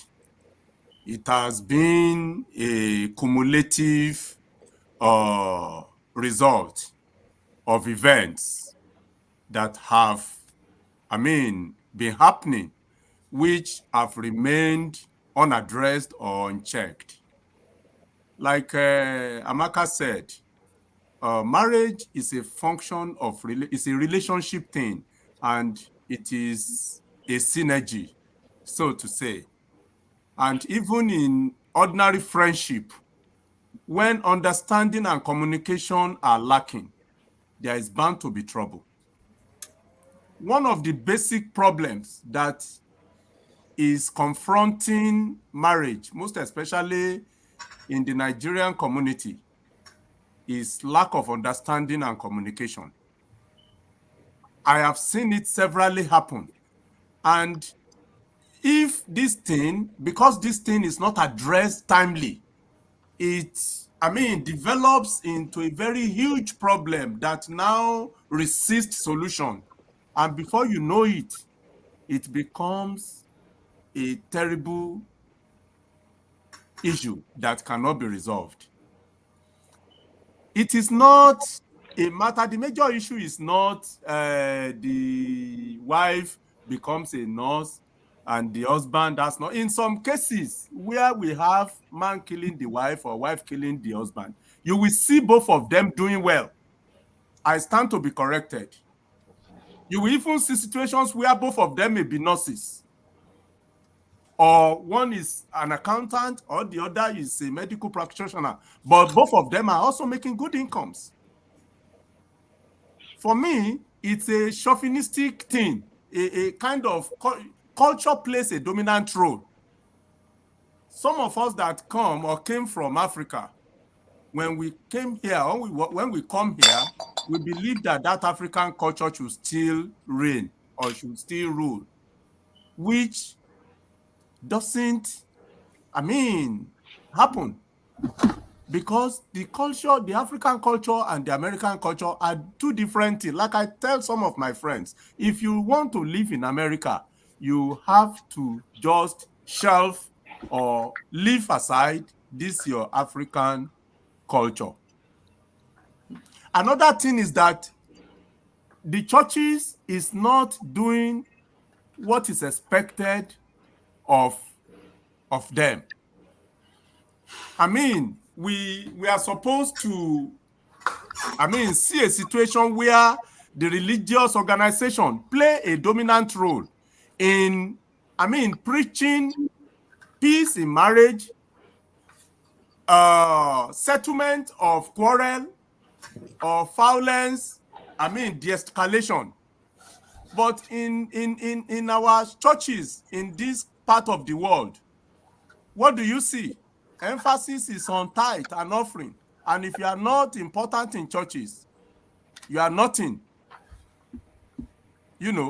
So as we are looking at it from the ordinary angle, we should also look at it from the religious perspective, because religion also has a role to play in reducing this trouble that has eaten deep into the fabric of the African society in America. Thank you, Kaide. Can I answer, because you mentioned the church? Can I talk? All right, defend the church. You can talk, Jonathan. Hey, how are you, brother from Houston? I'm in Dallas. Come on now. What about those partners are not even going to church? The church aspect is that it's a spiritual ground. It's a book that is handed over to us. You see, as I'm close here, this is my Bible. Now, the issue is that the whole concept, I don't want to go the religion aspect of it, is that Sister Amaka, she have addressed us, Paul from Arizona. Paul, is still here or somewhere? And we all, our upbringing is what affects us. Whether it's in a religious household, whether you are a Muslim or you are a Christian, Hindus, whatever the religion you believe, the church have nothing to impose on you. The prosperity preaching, every church in Nigeria have their own fitting. If you go to where my brother go, who is Deeper Life, it talk about holiness. It does not talk about prosperity or about tithe and offering. If you go to Adeboye, it talk about humility. If you go to Edepo, it talk about prosperity. So, and for me, as John Abba, what I said in this issue on concerning this matter we are discussing today is that not everybody are partners. The fact that they live together, husband and wife, and if they find out, the earlier they find out they cannot work things together, instead of anyone to lose their life, is to separate, go two different ways. Thank you. All right, thank you so much, John Abba. Let's go to Omoye's corner. I don't know tell us your real name, where you're joining us from, and we want to hear your opinion, please. Thank you very much. Good afternoon or good day wherever you are, each and everyone. Thanks to, I believe is it okay to call you Miss Amara? Amaka? Yeah. I'm sorry. Yes, is it okay? Amaka. Of course it's okay. It's okay, yes. All right. Yes. And Mr. Neka and everyone else, I'm sorry I can't call everybody else by name. I just recognized that there were two wonderful ladies online and with so many men, and I decided to just throw my voice in. I've been listening to the conversation. Dr. Damages, thank you very much. I've been watching you for a while. Thank you. When you do your comedy, you talk about the news in a very comic way. I enjoy that. So thank you very much for doing this.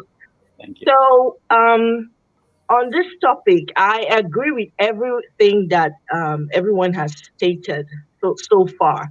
And I feel that I need to address the point. One of the points that was raised by one of the speakers, I believe it was Paul, Mr. Paul. I'm sure, I believe so. He was talking about, the way we're raised back in Nigeria. That this is, most of us are raised to be a certain type of way. I am saying that it all depends on the home you grew up in.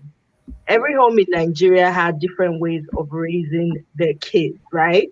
So I can speak personally regarding my own upbringing. I have brothers and I have sisters, and everybody had equal share in the domestic work. My brothers are better cooks than I am. They're better home keepers than I am, and I see the impact of having the right type of mindset when bringing up children, how important it is, because it reflects on the individual in their adult life. Now, I have brothers that are married, and there's nothing they cannot do. They take care of the home, they can do whatever, and they're professionals in their various line of work. I think that we need to focus really on trying to do better by ourselves, trying to do better for each other, men and women equally, regardless of how you were raised. Because in life, as you come along in life, you have to learn to drop some things and pick up things that work for you, so that you can have a very healthy relationship, with a man and a woman. If you don't have love for yourself, because you can't give what you don't have. If you don't have love and you don't understand who you are as a person, it's very difficult to love someone else. It's very difficult to respect someone else, regardless of what gender they are. And I am of the opinion that you find your love wherever you are. You don't have to go home to find someone, because there's been a lot of negative stereotypes about going back home to bring back someone, because you're wielding enormous power over this person. First, the person doesn't even understand the environment you're bringing them into. And then when you bring them here, the sacrifices you have to make. Maybe they don't know how to drive.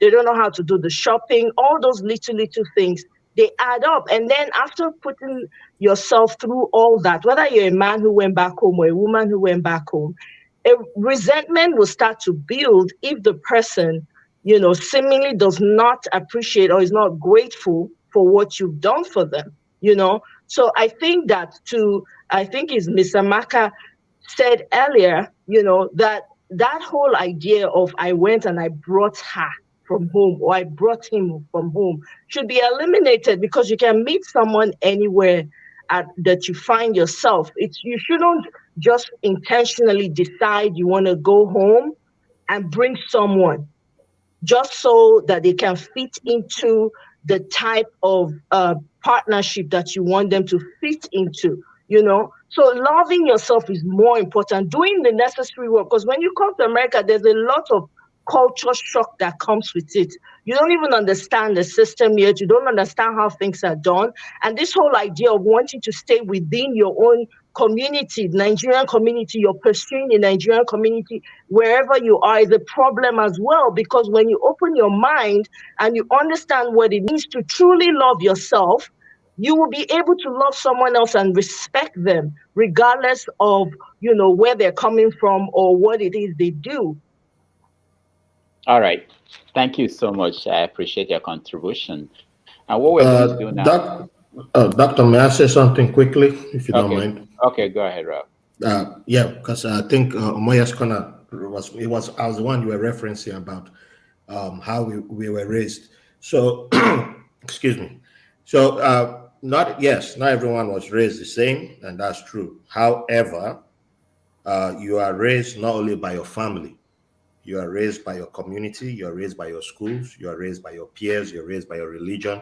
If you're religious, I'm no longer religious, but I grew up very religious. You are raised by your government, and a whole bunch of other people raise you. They say it takes a community, right? That's why when I spoke, I gave specific examples. I remember I'm saying things that most Nigerians, you won't catch them saying, which is when the boys were speaking. What were example? I have somebody, he's in Atlanta. I'm not going to say his name because I'm not trying to shame somebody. But one time I was in SS3. The girl I was dating, who I shouldn't have even been dating because she was way mature than me. Story for another day. But she was with somebody else, and we had found out. So I'm outraged. I'm angry, and he says to me, "Oh boy, why you there? What you there? They shout. If not me, I for just walk out." Where she did with the boy, you see her with the boy? I said, yes, I saw her with the other guy. He said, hey, I for just walk out, put the new belts where I buy, just pull out, start to flog out. This way anybody don't flog out. And if the boy turn around, the other boy, I say, hey, guy man, this no concern you. She know why they flog out. This were common language we use.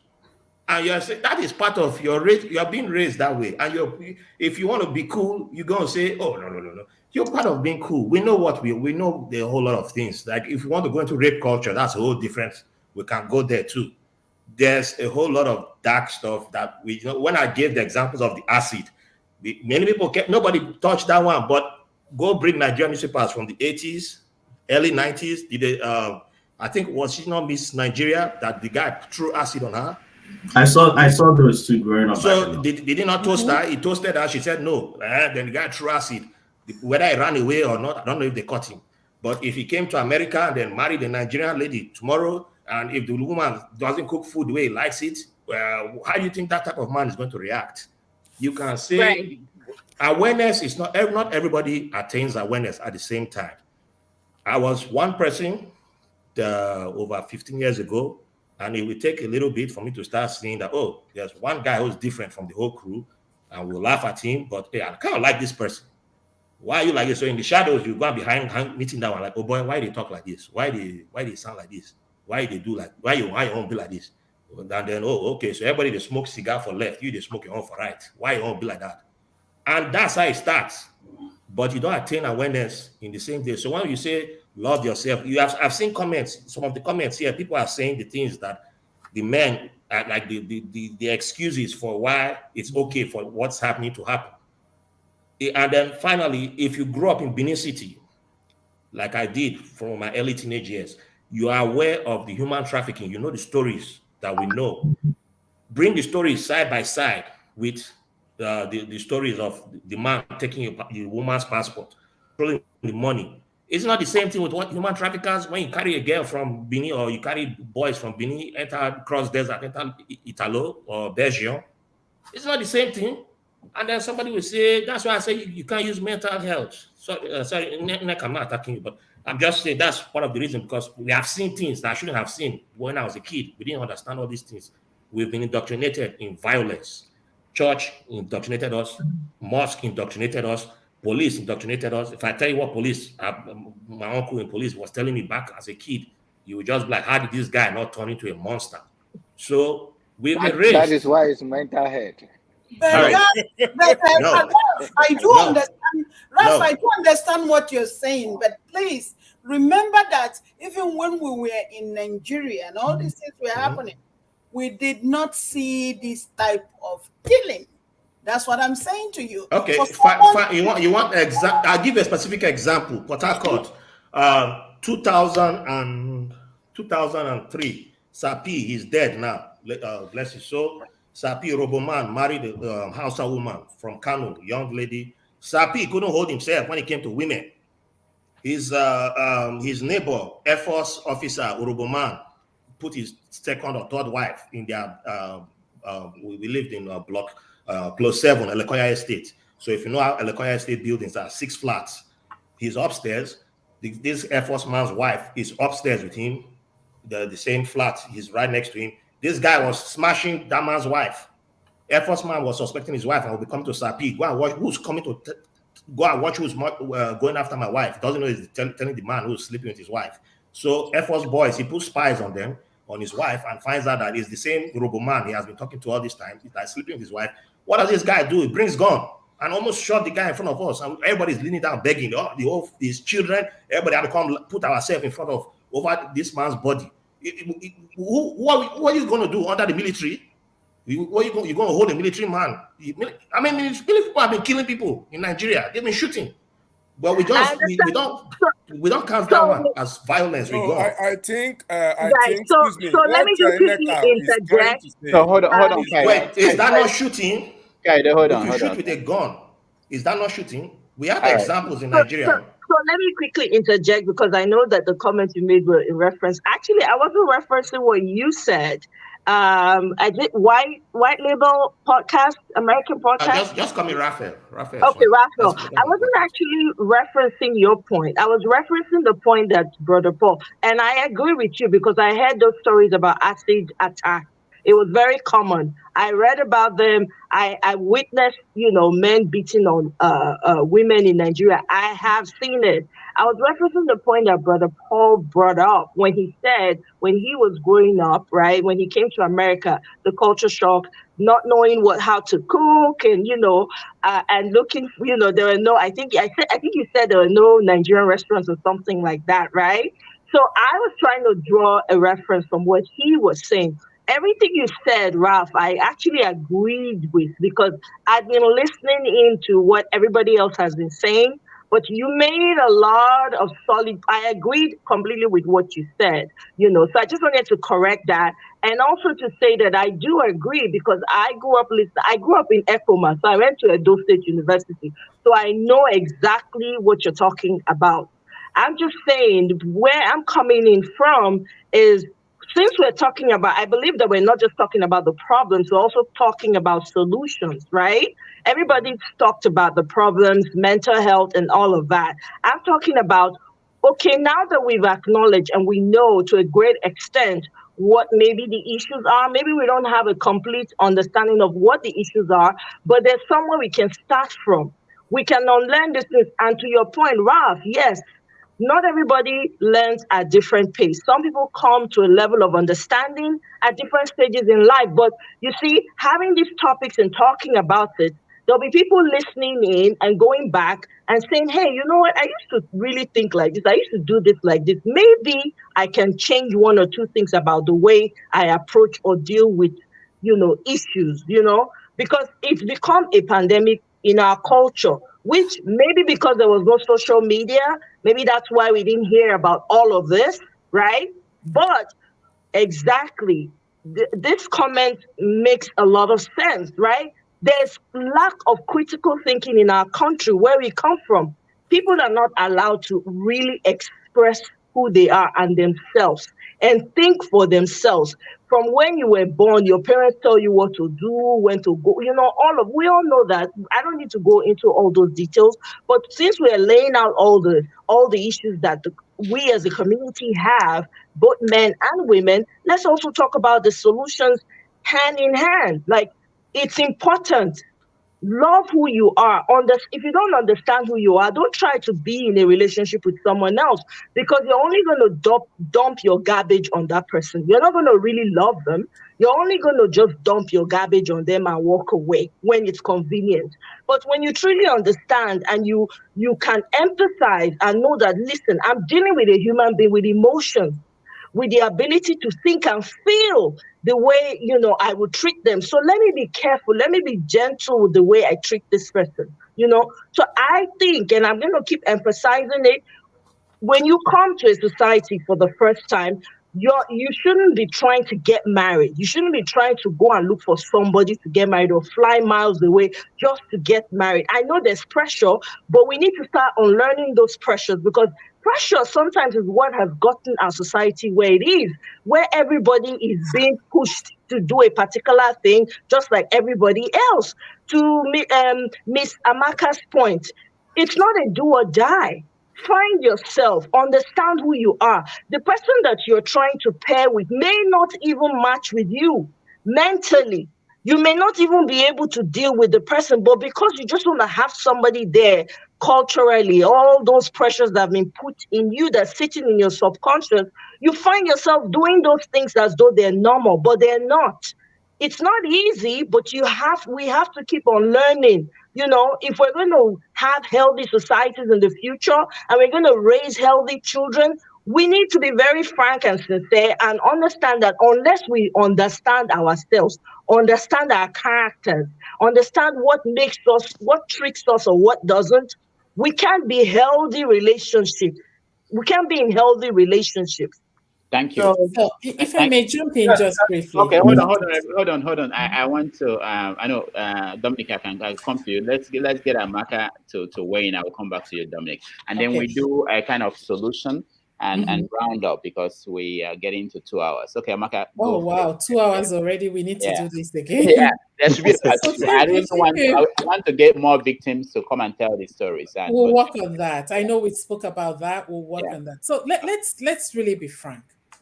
We've talked about mental health. We've talked about control. We've talked about lack of communication. We've also talked about the role of religion in all of this.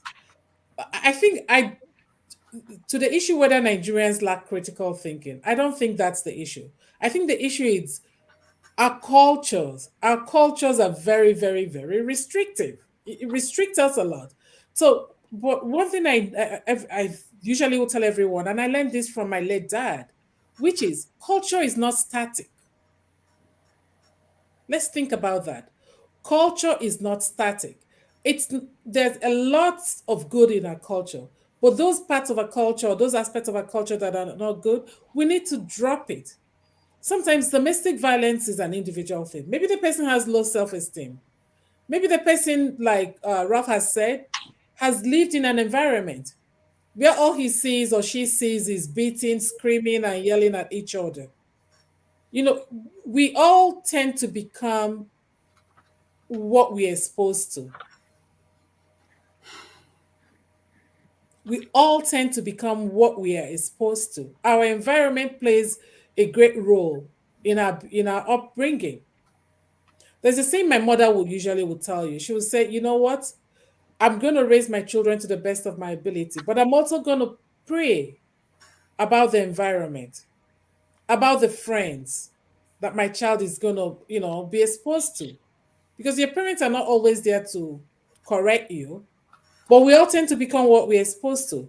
And so some of these people have become what they're exposed to. Others probably came from very, very good, decent homes, but they've chosen to behave that way. If we understand that a human being is not the property of another, your child is not your property. All right. Thank you, Amaka. Dominic. Yes, great points that we've made so far. I saw a comment that I thought was ridiculous. Obviously, as we always say in this show, we don't try to block anyone's opinion, but we obviously dissect people's opinion. So someone wrote something about the issue is systemic, that we haven't addressed systemic emasculation of Black men by the West. Now, I think part of why here's why I found it slightly ridiculous, because I think because we are Africans and we tend to live in bubbles, even when we're in diaspora. And so what we tend to see are other African people and the domestic violence. We don't expose ourselves, some people, not all, to the situations around the world.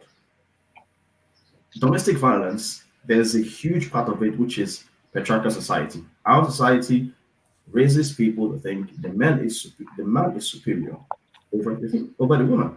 And so in places like India, there's a huge rape culture.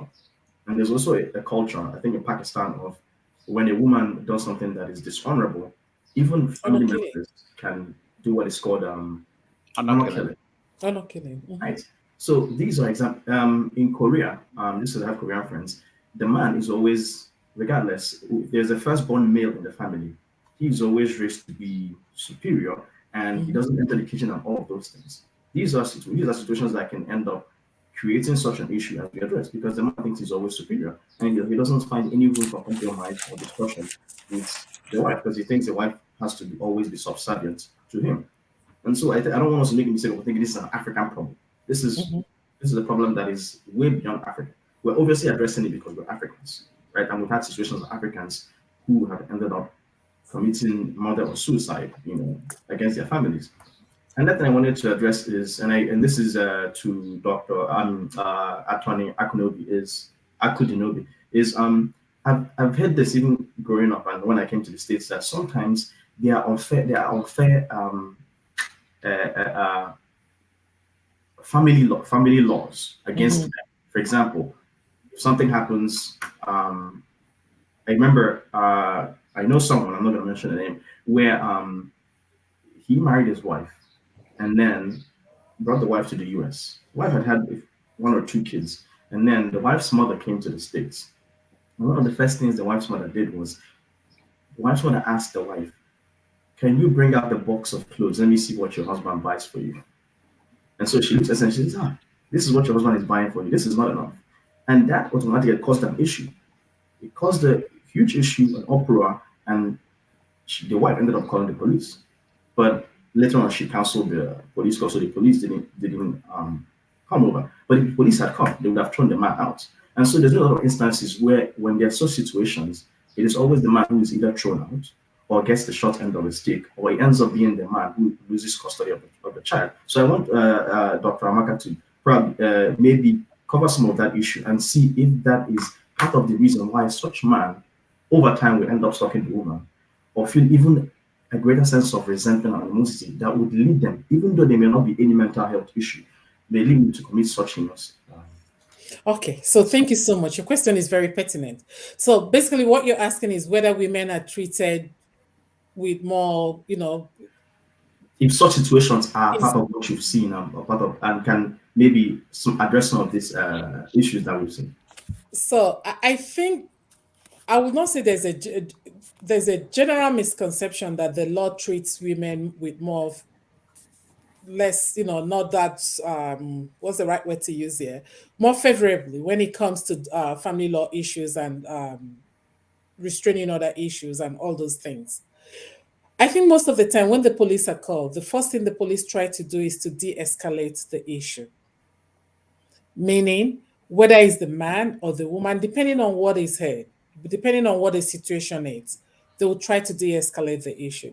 But let's also understand and be true to ourselves. These police officers, apart from their uniforms that they put on, they're also human beings.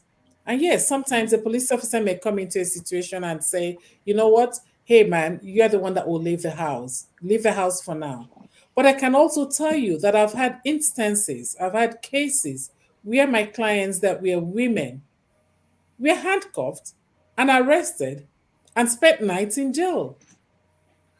But let's also understand that an arrest does not mean a conviction. An arrest does not mean that, whatever happened, happened. So I've had a case where my client was arrested and she spent 3 nights in jail because she could not afford to be bailed out. At the end of the day, we had a huge hearing. We tried to settle it. The pastor stepped in, like we all been discussing, because we figured that whatever the differences in the parties or whatever was going on in that particular situation wasn't that serious. But no, we ended up having a full-blown hearing, domestic violence restraining order hearing on the case. And fortunately for my client, we prevailed because we were able to prove that actually the person that should have filed a restraining order was my client, because the guy was completely abusive in very subtle way. In very subtle way. I've also had instances where the woman turned out to be the one that the restraining order was issued against. So it's domestic violence does not know gender. It's just that women are mostly abused, and so when it happens, our cases are amplified. And when it comes to custody, some men would always argue, oh, why are they giving custody to the woman? But I've had instances where custody was given to the man. So it really depends on how good your lawyer is, what are the facts of the case. I believe every case is fact-driven. If the facts are there, the judges will usually rule in your favor. Can you just mention asset division too? Yeah, say asset division. The law is the law is the law. For example, we live in California. I live in California. I practice in California.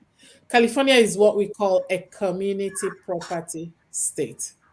Simply stated, any money you have earned or property you've acquired from that date of marriage to that date of separation, it doesn't matter whether you're the one working 24 hours, it's going to be divided. It belongs to the community. It's not yours. It's simple. It's simple. It's going to be divided.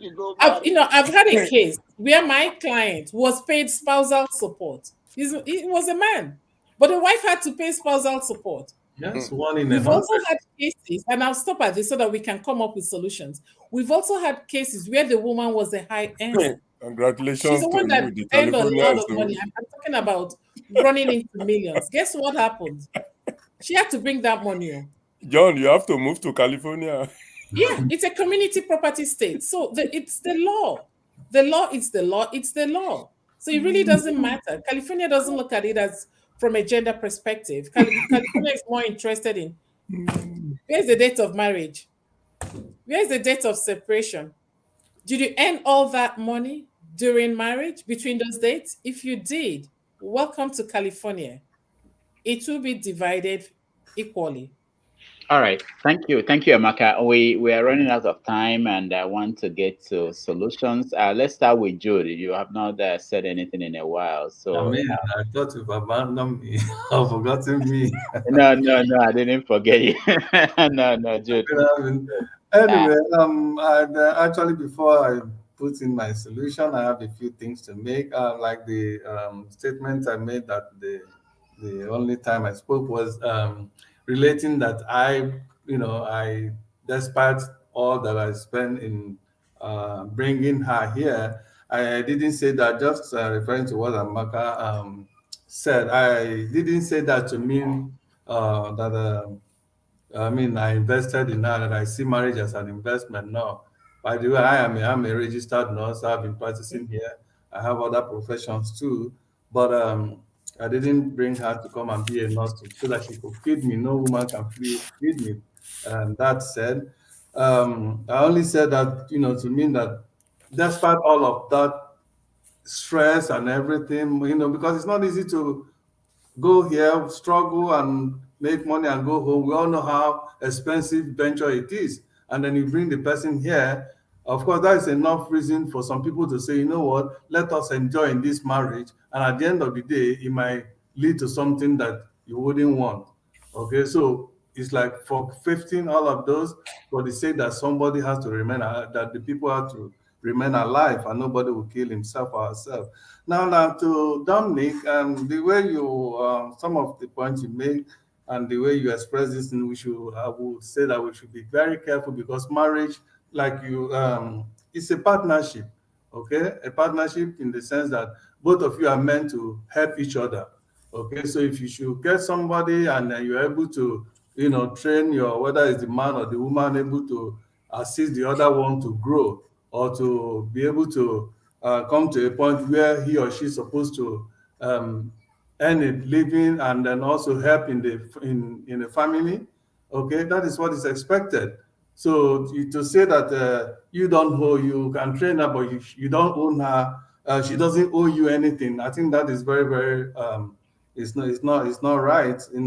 If we have, because we are dealing with marriage here. It's not, you're not dealing with boyfriend or girlfriend. Okay, it's your partner, it's your helpmeet. We should go to the Bible and the scripture and God that made marriage. Woman is supposed to be a helpmeet to the husband. So by that concept, she owes you an obligation just as much as you also own her an obligation to take care of each other. All right. And then another thing, one other reason that probably has been causing some of these things that we see going on every day. Somebody said in Nigeria, they have never seen somebody that shot the wife or killed the wife with a gun. I would say the availability of gun here, the easy accessibility of gun here is causing a lot. I would say it's part of what is causing why we are discussing this topic.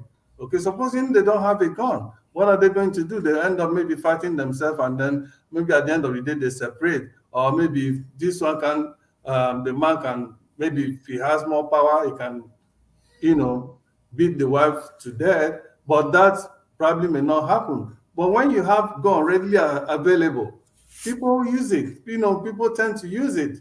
Okay, but in Nigeria, you don't have gun readily available in every home. But almost in America, almost every home, people have gun easily. So when they are provoked, I have seen people being provoked on the traffic. They just pull out their gun and shot the other driver, the other road user. It happens. That's because the gun is there. Okay, so that's another factor. Then separate agenda, because I see here in the United States, so many in marriages, you see people having different agenda. Okay, the woman has her own agenda to run, the man has his own agenda to run, and all those things, breed conflict. It breeds a lack of trust. And when there is no trust in marriage, trust me, anything could go wrong at any time. All right. And then again, the balance in many of our churches today, they're not helping issues. They should balance the teachings that goes out from the pulpit. I attended a church in Texas. In fact, one of the church I was attending in Texas when I was in Texas, the reason why I stopped attending that church is a gospel church. I was in the church that Sunday, and this pastor preached a very good sermon, but at the end of the day, he failed to balance it. And what was it he was preaching? He was using the word on no account. And someone, being somebody that a survivor of abuse, I would say, each time I hear that word, I kind of been so mad that someone would say, on no account should a man lay hands on a woman. And then you stop at that. To me, that is a teaching from the pit of hell.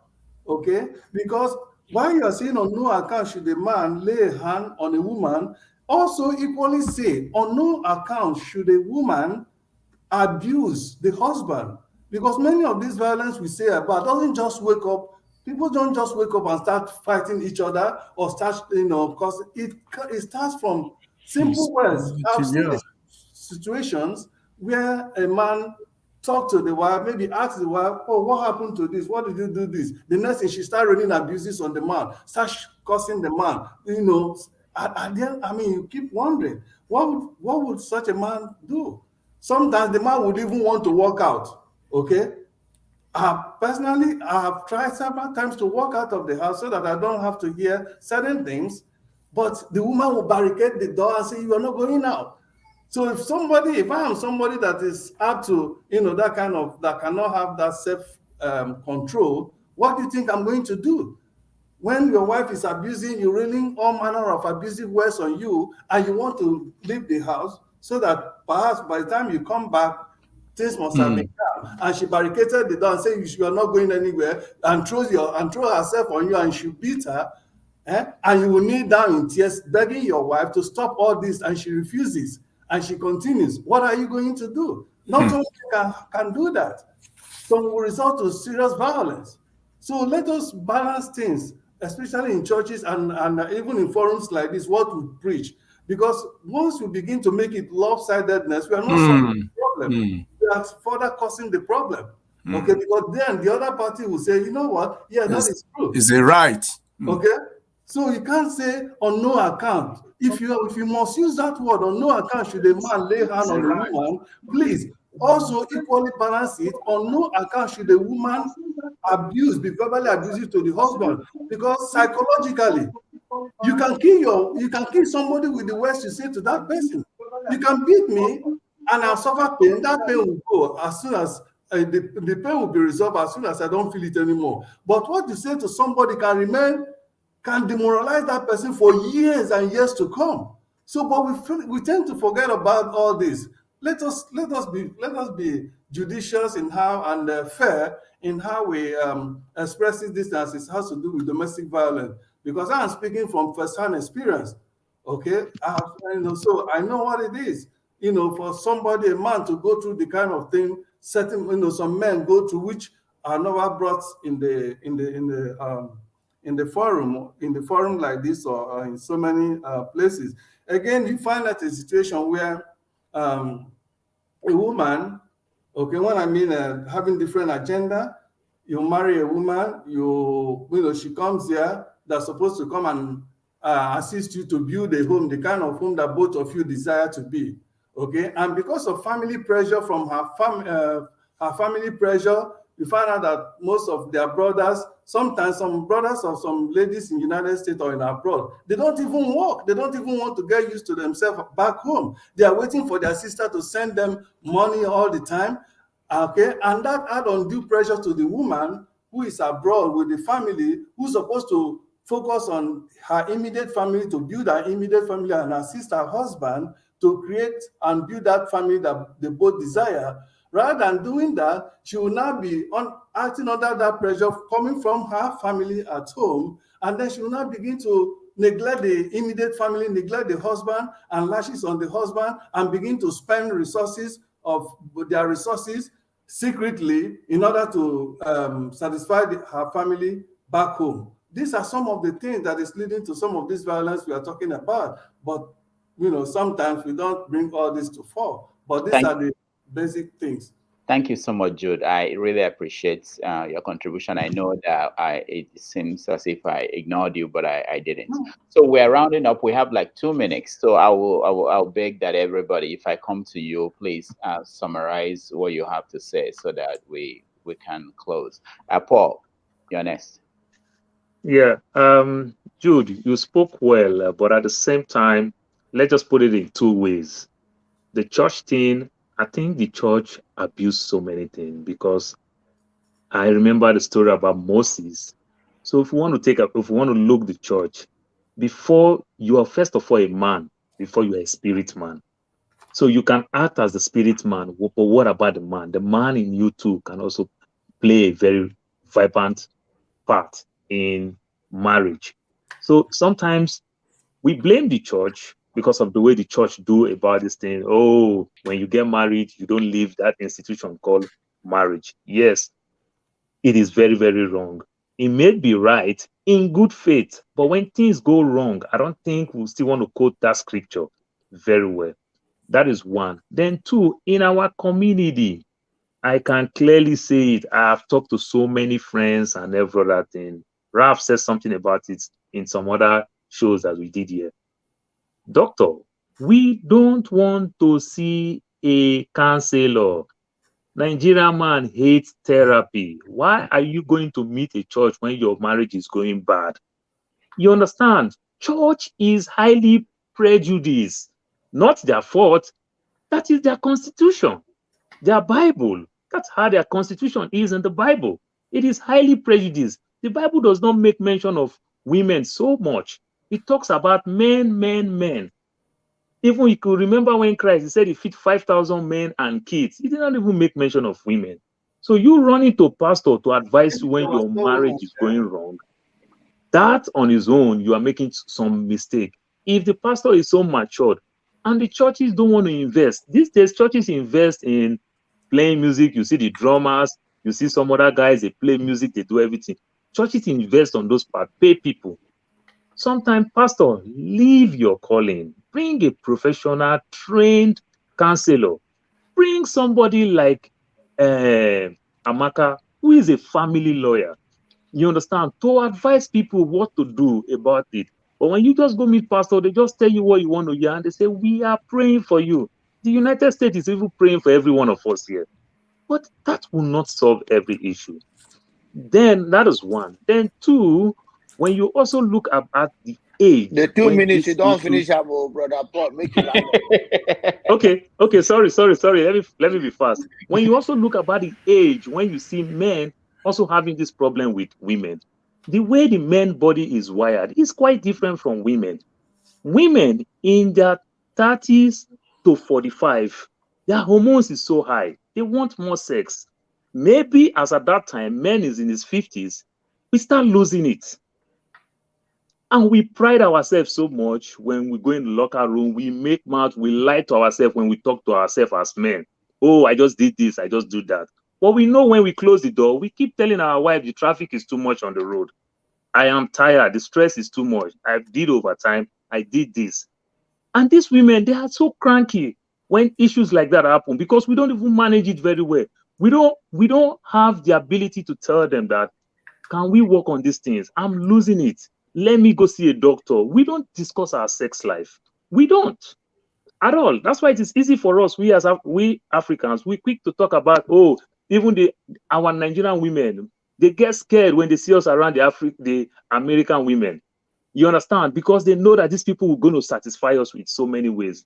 But oftentimes we do all these things because we don't even have the ability to talk to our wife. So our sex life, we don't discuss it. We don't see a counselor. We don't see a family lawyer. We run to church. The church don't have any much thing to offer us other than they are praying for us. I think all these things is our problem. We need to look all those ways. Then too many secrets of our wife sending money, not letting us know. Even though we the men too, we send with pride, but we want our wife to discuss it with us. But we don't even discuss it with our wife first when we want to send money. We only tell our wife after we finish sending, then we stayed on the living room, start cursing our siblings when we send money to them. That's how our wife knew about it. We don't discuss it. But when they send, then we quick to catch them that I check his email, you send money, you send money, you send money. Did you inform your wife before you send? The answer is no. So all these are little things here and there. These are the little things that cause so many issues around us. And I want to hope that we can be more matured to own up all these things and get to understand that we'll live in a better time from our parents. And we can use all these tools to make things happen in a better way. We can't have the immunity of wisdoms and knowledge. We need to seek professionals. Mrs. Amaka, thank you very much. I really like everything you tell me. I take my time to note them down. Thank you. Thank you so much. Let me make a quick medical correction. Okay, Dominic, I was about going towards the disciples. We went from Jude, Paul. I wanted to go to John, but go ahead. I'll say something there. Yeah. I don't want us to let this stereotype perpetuate. Actually, when you remove cultural control and religious control, women actually have increase in sexual libido the older they get. What you're probably referring to is just the difference in age, whereby a much older man marries a much younger woman, and there's a difference in terms of sexual libido. But woman just alone, removing cultural and religious restrictions, actually have an increase in sexual libido the older they get. So I just wanted to correct that. Okay, thank you. Paul, there's a topic for a discussion that you started. When I set it up, you make sure you show up. Sex lives of Africans in America. I hope you will show up on that day. Paul, can you hear me? Don't even call me. All right. Doctor, I'm going to California.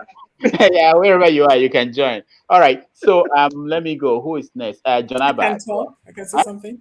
Okay, go ahead, Amaka. Okay, so I don't want us to leave today. We've all discussed a lot of things that are important.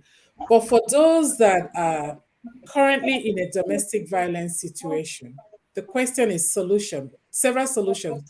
I want you to have this number. It's the National Domestic Violence Hotline. It is 1-800-799-7233. Again, 1-800-799-7233. I know we have just started this discussion. So hopefully the next discussion will be, how do you protect yourself? How do you make sure that when you dial that number, it's not a trigger for the person to abuse you? We'll get to that. But there is help out there, both for men and women. Seek help. Seek help. Therapy is not a bad thing. Thank you. Thank you so much. John Abba, we're looking for solutions, and you have 30 seconds.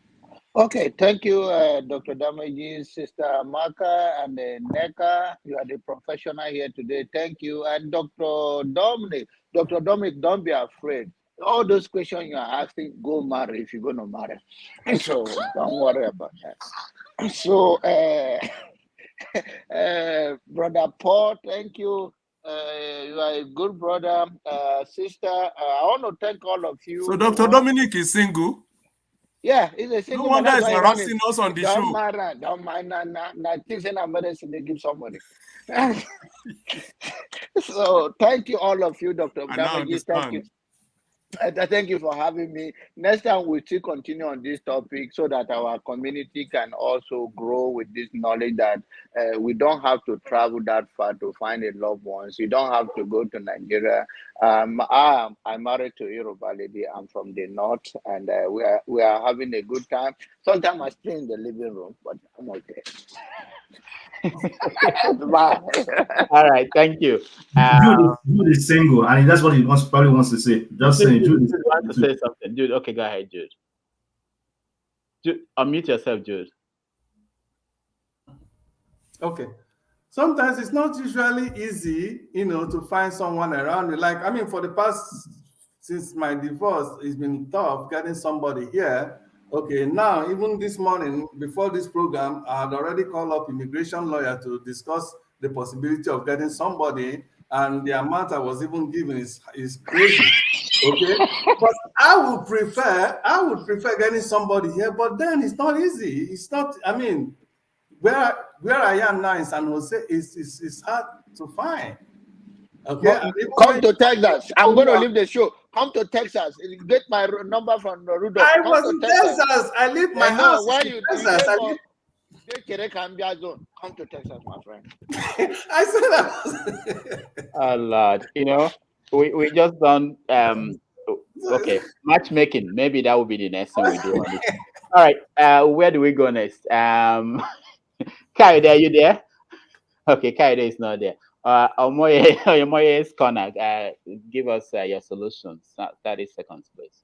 Yeah, thanks. I really appreciate the input from everyone, especially the men. It's good to hear that this conversation is starting with the men, because women talk about these issues. When we have issues, very, very, we're very quick to jump on it. Again, we're talking solutions. I just feel like there's room for us to unlearn certain things that are not working for us. Wherever you're coming from, if you're coming from Nigeria, don't just restrict yourself to, Nigerians alone. Have an open mind and give yourself the opportunity to grow and unlearn some of the things that are not working. And relearn. Don't be afraid to learn, relearn, unlearn, and just continue the process, and also find somebody who that you both are compatible, you can work with.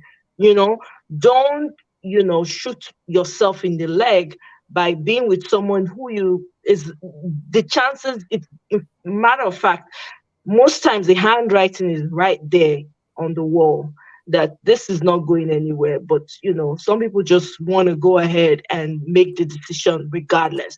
So I hope that this conversation will continue, because we need to start creating healthier societies. There's just too much going on, and if we can help at least channel the energy positively, it will be great.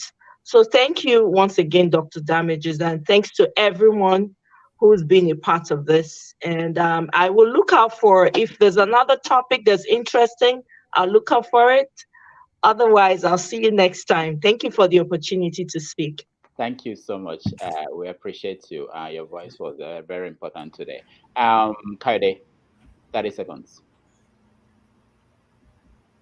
You have to unmute yourself, Kaide. Sorry. Thank you, Dr. Damages, and thanks to everyone again. Their solutions, my proposed solutions include: we should practice mutual respect, mutual understanding, and mutual sacrifice in marriage. That is one. Also, I want to advise our women folk that you should take this to the women parliament, that what you will not do, even while in Africa or elsewhere, why will you come here and do it? Let's also try and advise ourselves, because we should not be judgmental and think that because men are the ones that are actually having more issues, or they are the main troubles, or foment troubles more. Women also have their own share of the blame. Like Jude said, it's only people who have experienced it that can know where the shoe pinches, I must confess. So it's always good. We should also advise ourselves as women that we should respect our men. Don't let us say, because most women, what they do when they come here, they dare not do it while they're in Africa. That's correct. I know it's not my turn to speak. Sorry. Go ahead. Let me finish what I'm saying. Yeah, I would like to address this. Let me finish, because I have seen that everybody was just, there is a common Yoruba proverb. I'm a Yoruba man, and you know Nigerians, we are very rich in culture. When you give somebody a hoe, the weeding hoe, it will weed towards its own direction. Are you with me? Which means if the law favors you, you will want to abuse the law. That's the truth. So in order to build a healthy society, to build a healthy marriage, and to build a healthy family, this thing should be mutual. Respect is reciprocal, but even in some cases, some women will even want their husband to respect them first. It's not supposed to be. I'm not being chauvinistic, but I'm trying to be real, you know. What you not do personally, you know it is not right. Why will you do it when you come here? Let's forget about the law. Let's forget about all this, bias sentiment. Some things that you know are not right, don't do it. We will save ourselves this stress we are doing. We can devote this time to more important issues back to our country, because the stress Nigeria is giving us is more than what we are discussing here. I'm not sure marriage is not important. It's more important because when you build a healthy marriage, you build a healthy nation. But these are the issues that are causing troubles, which we also avoid. Mutual respect, mutual understanding, mutual sacrifice, very, very critical. And women should also realize that when you respect your man, it will make you a queen. Of course, I must address this issue because that's part of the problem. Mutual respect is agreeable. I would agree to that. However, it's not a matter of where you are, whether you find what you will not do in Nigeria, you will do it out here. In a relationship, you're equal partners. There has to be respect.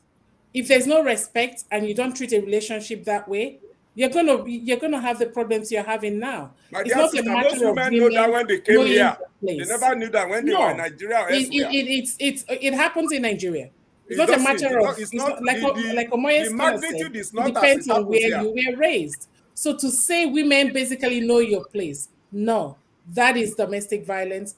That is why we are where we are. We can't leave discussing this serious topic and end it on a note that literally says a woman needs to know her place.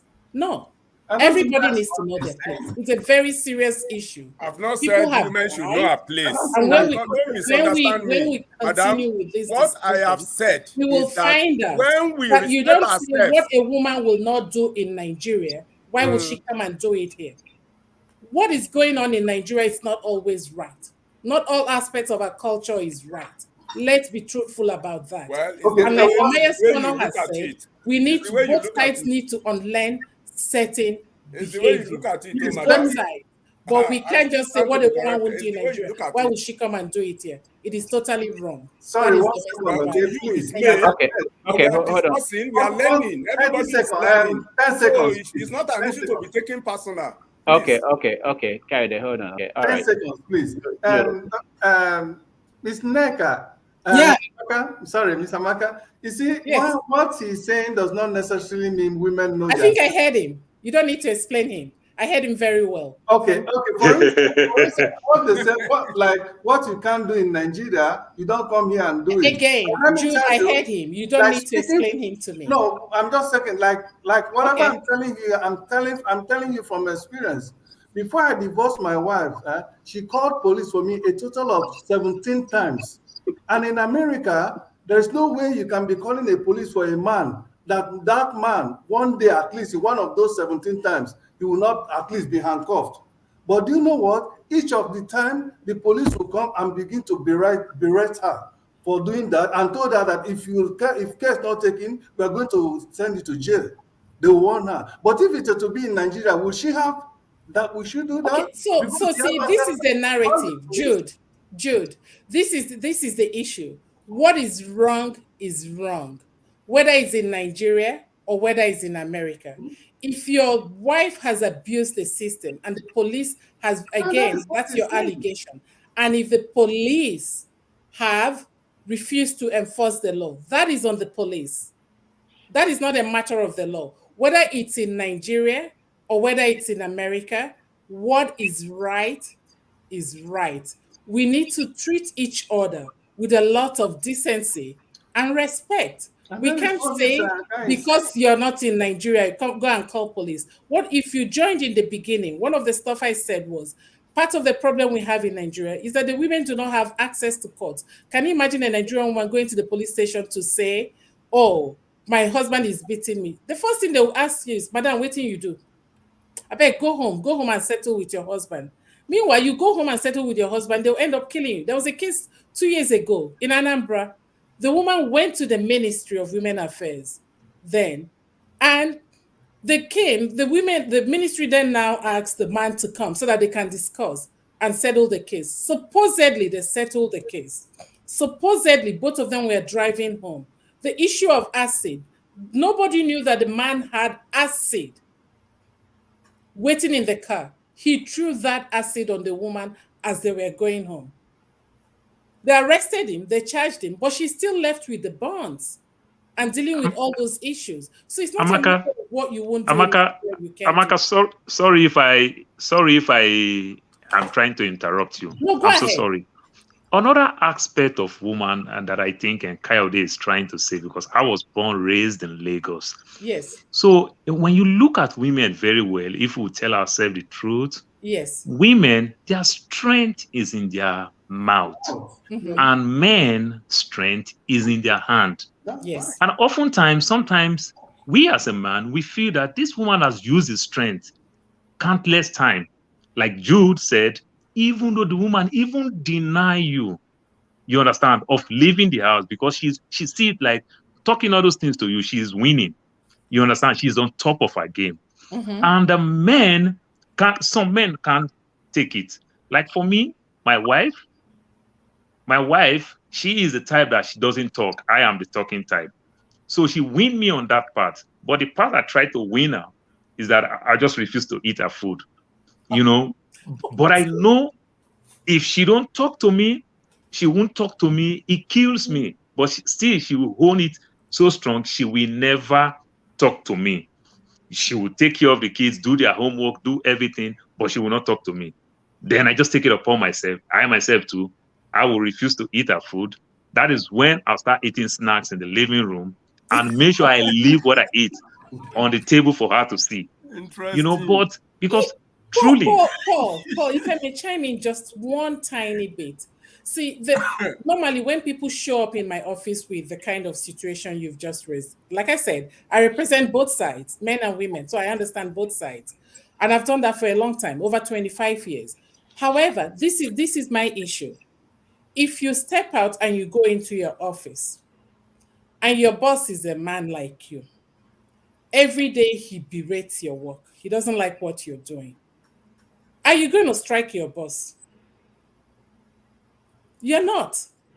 So what is it that makes either the man, because some women do strike, what is it that makes either the man or the woman to strike?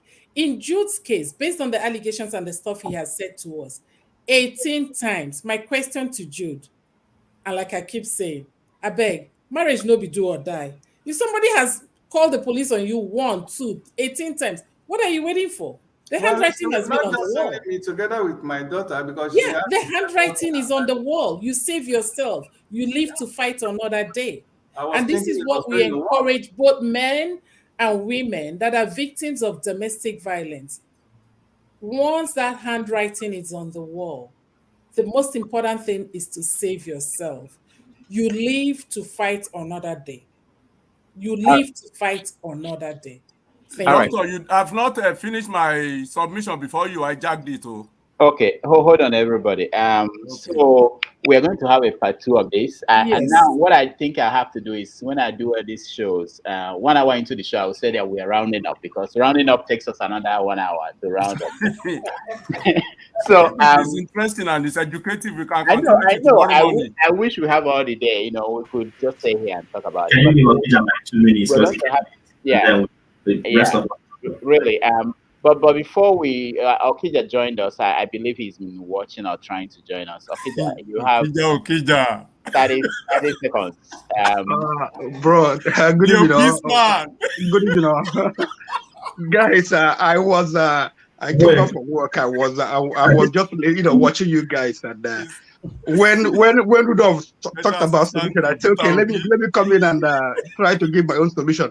You see, marriage, sometimes I wish marriage is just like business, like work, where you go to work, you have your boss, everybody has parameters, you respect your boss, he knows that he doesn't have to disrespect you, he knows his boundary, he knows that if he brings up some things, you could sue the company or whatever. But marriage is not like that, like in my life, growing, I found out as a man, I've dated whatever, you find out that, someone, this girl will do something to you, you will forgive her, and another will do the same thing to you, you will not forgive her. Sometimes I ask myself, why? It's, what I tell people, it's important when you want to get married, find someone that truly, love, like crazy love, because that kind of love, it, according to, even the Bible says, it hides a lot of things, it covers a lot of things. But when there is no love, when there is no deep-seated love, that's when you start finding fault. Toilet seat, instead of putting it down, you're complaining that toilet seat is up or down, whatever. I mean, like, why? What does it take to put it up or put it down? I just don't understand. So, but when there is no mad love, you overlook all those things, even if somebody has issues, because we are human beings, we have issues. We are not perfect. So relationship, cannot be perfect. So, but when there is deep love, you tend to, ignore certain things. But when there is, things come up, and then there is anger, and there is, tension, and then sometimes, it explodes. But personally, what I tell people, find, find, like if you can, I say, if you cannot be a happy person, you cannot give happiness to anybody else. I tell be happy even when you're alone. Learn how to be happy even when you're alone. My daughter, I don't live with her, like she was, like my oldest daughter, I don't live with her. She said something to him, we went out, like she was like, why are you always happy? I said, because, I'm always entertaining myself, even in my head. I go to work, I work with computers. Sometimes, I do some work, like I talk to computers. One guy was like, why are you always, I said, why are you always not talking? I said, that's how I deal with my stress. So I say things, that's how I deal with my stress, but I'm a happy person. So find time, find a way to be happy, even when somebody's making you angry, entertain yourself, be happy. Don't let them get to you. So that's, that's the way, if you are having a relationship whereby, it's not working, all these small thing, small thing like toilet or whatever, things like that. That nothing. Find a way to live. Find a way to live, because it doesn't make any sense, continue, getting all this stress, and then one day, yeah. All right, thank you. Thank you so much, Okija. I appreciate this. Ralph, I didn't forget to. No worries. Other people have to talk. Thank you for having me, and if everyone watching, don't forget to like and share. One thing I would say, if this book has some of the things you people need, because a lot of people, I don't know what you do, I don't know what some of you are saying. Benue State Governor, few months ago on Dr. Damages, you actually showed me this. I was aware of what was happening. Benue State Governor proved that he was the reconciliator in chief, right? When that doctor was beating black and blue, and he brought that woman in front of the whole state and sent a message to his constituents, sent a message to Nigeria, and go and look at the comment section, and you will hear a lot of some of what you've heard today. So I will leave that there and tell you my solution. My solution is language is the first solution that I offer. But before that, if you are attracted to toxic people, then there's a mental issue, or it's probably a mental issue. I won't say there's a mental issue because I'm not officially a mental health professional. Why do I say there's a mental issue? Because that could be the result of you being raised by toxic parents or toxic people. Words do have power. So we should start there. What kind of words are we using? What do you tell your younger ones? What do you tell your peers when you are not on camera? An example, the person who was supposed to be my partner with podcasting and ended up stealing my equipment. One of the final red flags for me, he was hanging out with myself and my wife and a couple of friends, and nobody prompted him, and he decided to start bragging. He's an Igbo guy, but he just tried to brag about rape, a man forcing himself on his wife, which was rape. He was talking about. In marriage, a married man has the right to sex with his wife anytime, any day, anywhere. And among the women who were at this gathering that we had, there were 2 lawyers, HR managers, and they were all capable of handling him. So they tore into him, and he was surprised. They tore into him for like 30 minutes. He couldn't say a single word, and he was looking at me. And I said, "My guy, why would you went and pick fight with? You thought these women won't tear you down?" So he's called me an SJW, that you're a social justice warrior. That's why he didn't defend. I said, defend rape. I can't defend rape with you because you don't know the people in my family. You don't know what I've seen. I've seen people being raped. I mean, from the military. I've seen people being raped there too. So no, I don't defend rape. Good on you. So your language, what do you say when nobody's around? What do you say with your boys? Do you say it's okay to slap the woman? Okay, the woman said whatever to your face, you can walk away. Another example, my boy, one of my bosses when I was in the Navy, this guy is like 3 times my size, well built, walks out every day, lifts heavy weights. And he went to a strip club. He didn't tell his wife. Took a photo of the stripper for some reason and came home, and he got drunk. He was passed out, and his wife picked up his phone. The photo was on the screen. Saw the photo of a naked woman and accosted him. And of course, he didn't know how to deny it. And fight broke out. But he wasn't fighting. So the wife was like shouting at him, and neighbors heard the shouting, called police. Nobody called police from the house, it was just neighbors. So he was like, when the wife was blocking him, he wanted to run out of the room. The wife blocked him, skinny woman. He said out of just defense, he just pushed her, shoved her away, and she fell over. But police came. Around that time, that's when police knocked on the door, and they knew that something had happened because his shirt was ripped. She looked like she had been pushed. So anyhow, it's Navy. There's a whole different system we have in the military, but somebody had to be taken. They could tell that he didn't really do it, but he said he's not going to allow the mother of his children to be taken home to spend the night in jail. So he told them that he beat his wife. That's why I say language is important. You should be careful when you come on forums like this. If you don't know, I know all the Nigerian men I know in the Navy, Ghanaian men I know, they all have custody of their children. The one who does not have custody of his children, he impregnated 2 women at the same time. He was supposed to come here today, and he still got custody of the children. He has the rights. He has everything in his favor.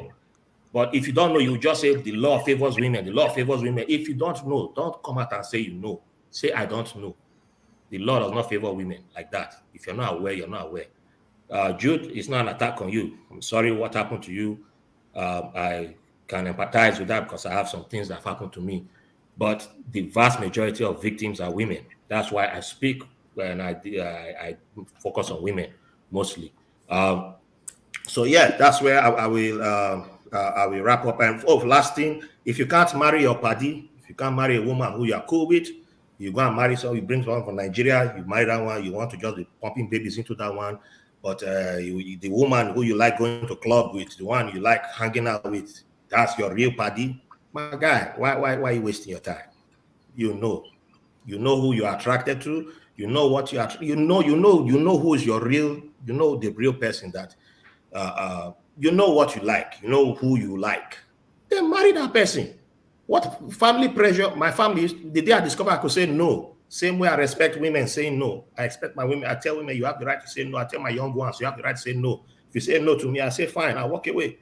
Same way I tell my family no. Bring the pressure on me. Go and marry. Go and marry. I say okay. If I'm gay, can I marry too? Okay, yes. Go and. It got to a stage they were like, even if you are gay, go and marry. We just want you to marry. I say yeah, but you can't force me. You will pay for the wedding? Okay. Until I had it, but they were surprised when I even had a baby because I didn't even tell people that I was having that my wife was pregnant, and then the day baby arrived. Okay, I'll be hey, it's all over. Nobody asked me, are you married or not? Thank you, Rap. Thank you so much. It's always wonderful to have you, and I'm happy you joined us from Germany, all the way from Germany. Dominic, your turn. I would say 30 seconds, but just for the I think from this type of discussion, I always come from a place of humility because obviously I'm not married, and I always realize I end up being my generation ends. Let me not say, let me shut up. But let me not say anything about age. But I respect people who are here and the experience, and so anything I've said today is more so coming from some of my experience and also from an academic perspective, and so I always welcome corrections. Yeah. And Jude, I also respect your opinion in terms of introducing diversity to some of what I've talked about. I think for me, in terms of solutions, I would say the first thing is looking at the pillars of our society. So Nigerian society, big pillars are religion and family, right? And so if we come from a place of making sure that wherever we are in terms of the religious gatherings that we go to, or pastors, or whatever connection we have with our family members religiously, or if you have a link to a pastor or a priest or whatever, I think there should be an encouragement from community members. If you see your pastor saying some things that are not quite there in terms of how a man should treat a woman, I think it's good to speak up. Because at the end of the day, pastor doesn't know everything. Some of them don't even study theology and philosophy, and it comes from quote unquote inspiration. I'm not saying there's anything wrong with that. And so don't think that because someone is a pastor and you're a church member, you have nothing to contribute. But I think part of it has to come from correction in church and how we preach about treating women. The second point I wanted to make is encouraging compatibility.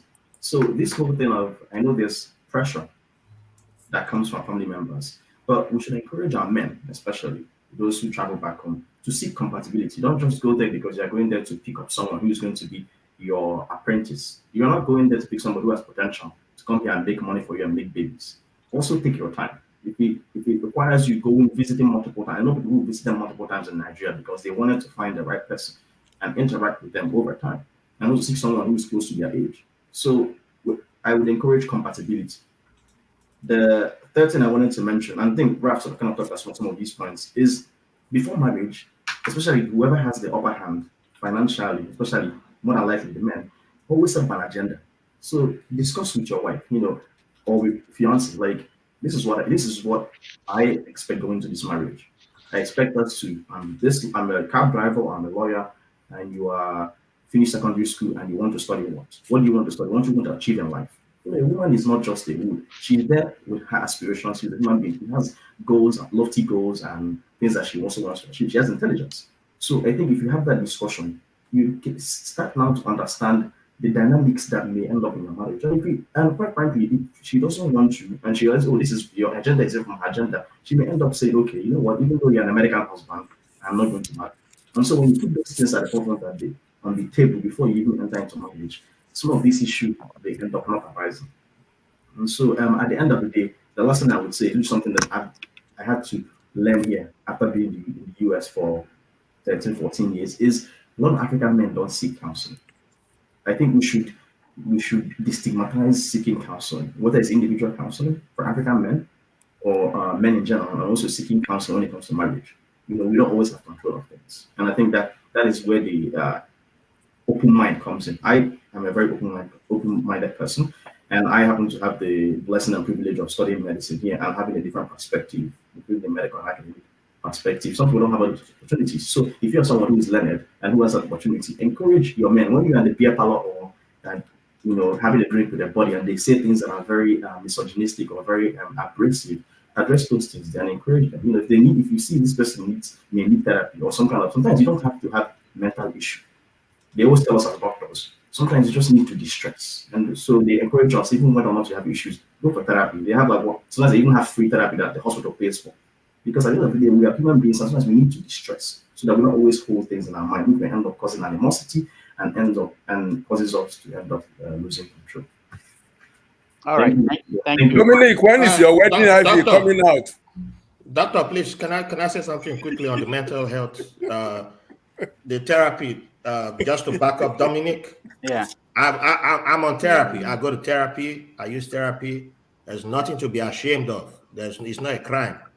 You don't need to wait until the house is on fire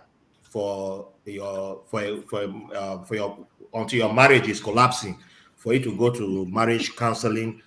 New York City actually has free counseling for different programs. I'm a veteran, so I have access to a whole different set of things available to me. But there are other things. If you check in different states, you are in America, utilize the services. Is discreet. Nobody needs to know. I choose to make mine public because many veterans too also have the stigma of not going to counseling. So I put that out there for Black men, for veterans, for Nigerians.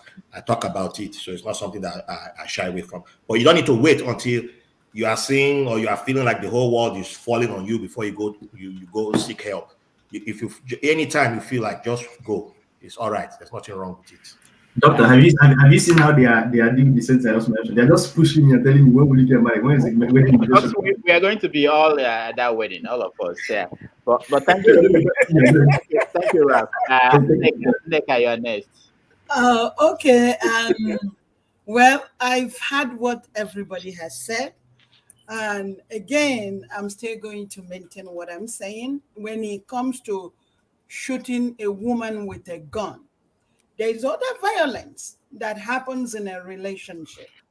But to get to the extent of using a gun to kill somebody, there's a mental health underlying. Remember also in Nigeria in those days, whenever we are ready to get married, that's why, especially in Igbo culture, you go and you research or ask questions about that family. The men will do that, and then the female will also do that, asking these questions, even though our forefathers in those days will not tell us specifically what they are asking for. But they're checking on these mental health, they're checking on other things, that if they find any of these things in that family, they are going to ask their loved ones, whether it's their daughter or their son. We don't want to mingle with this family. So I do agree with every other issues that we brought up here.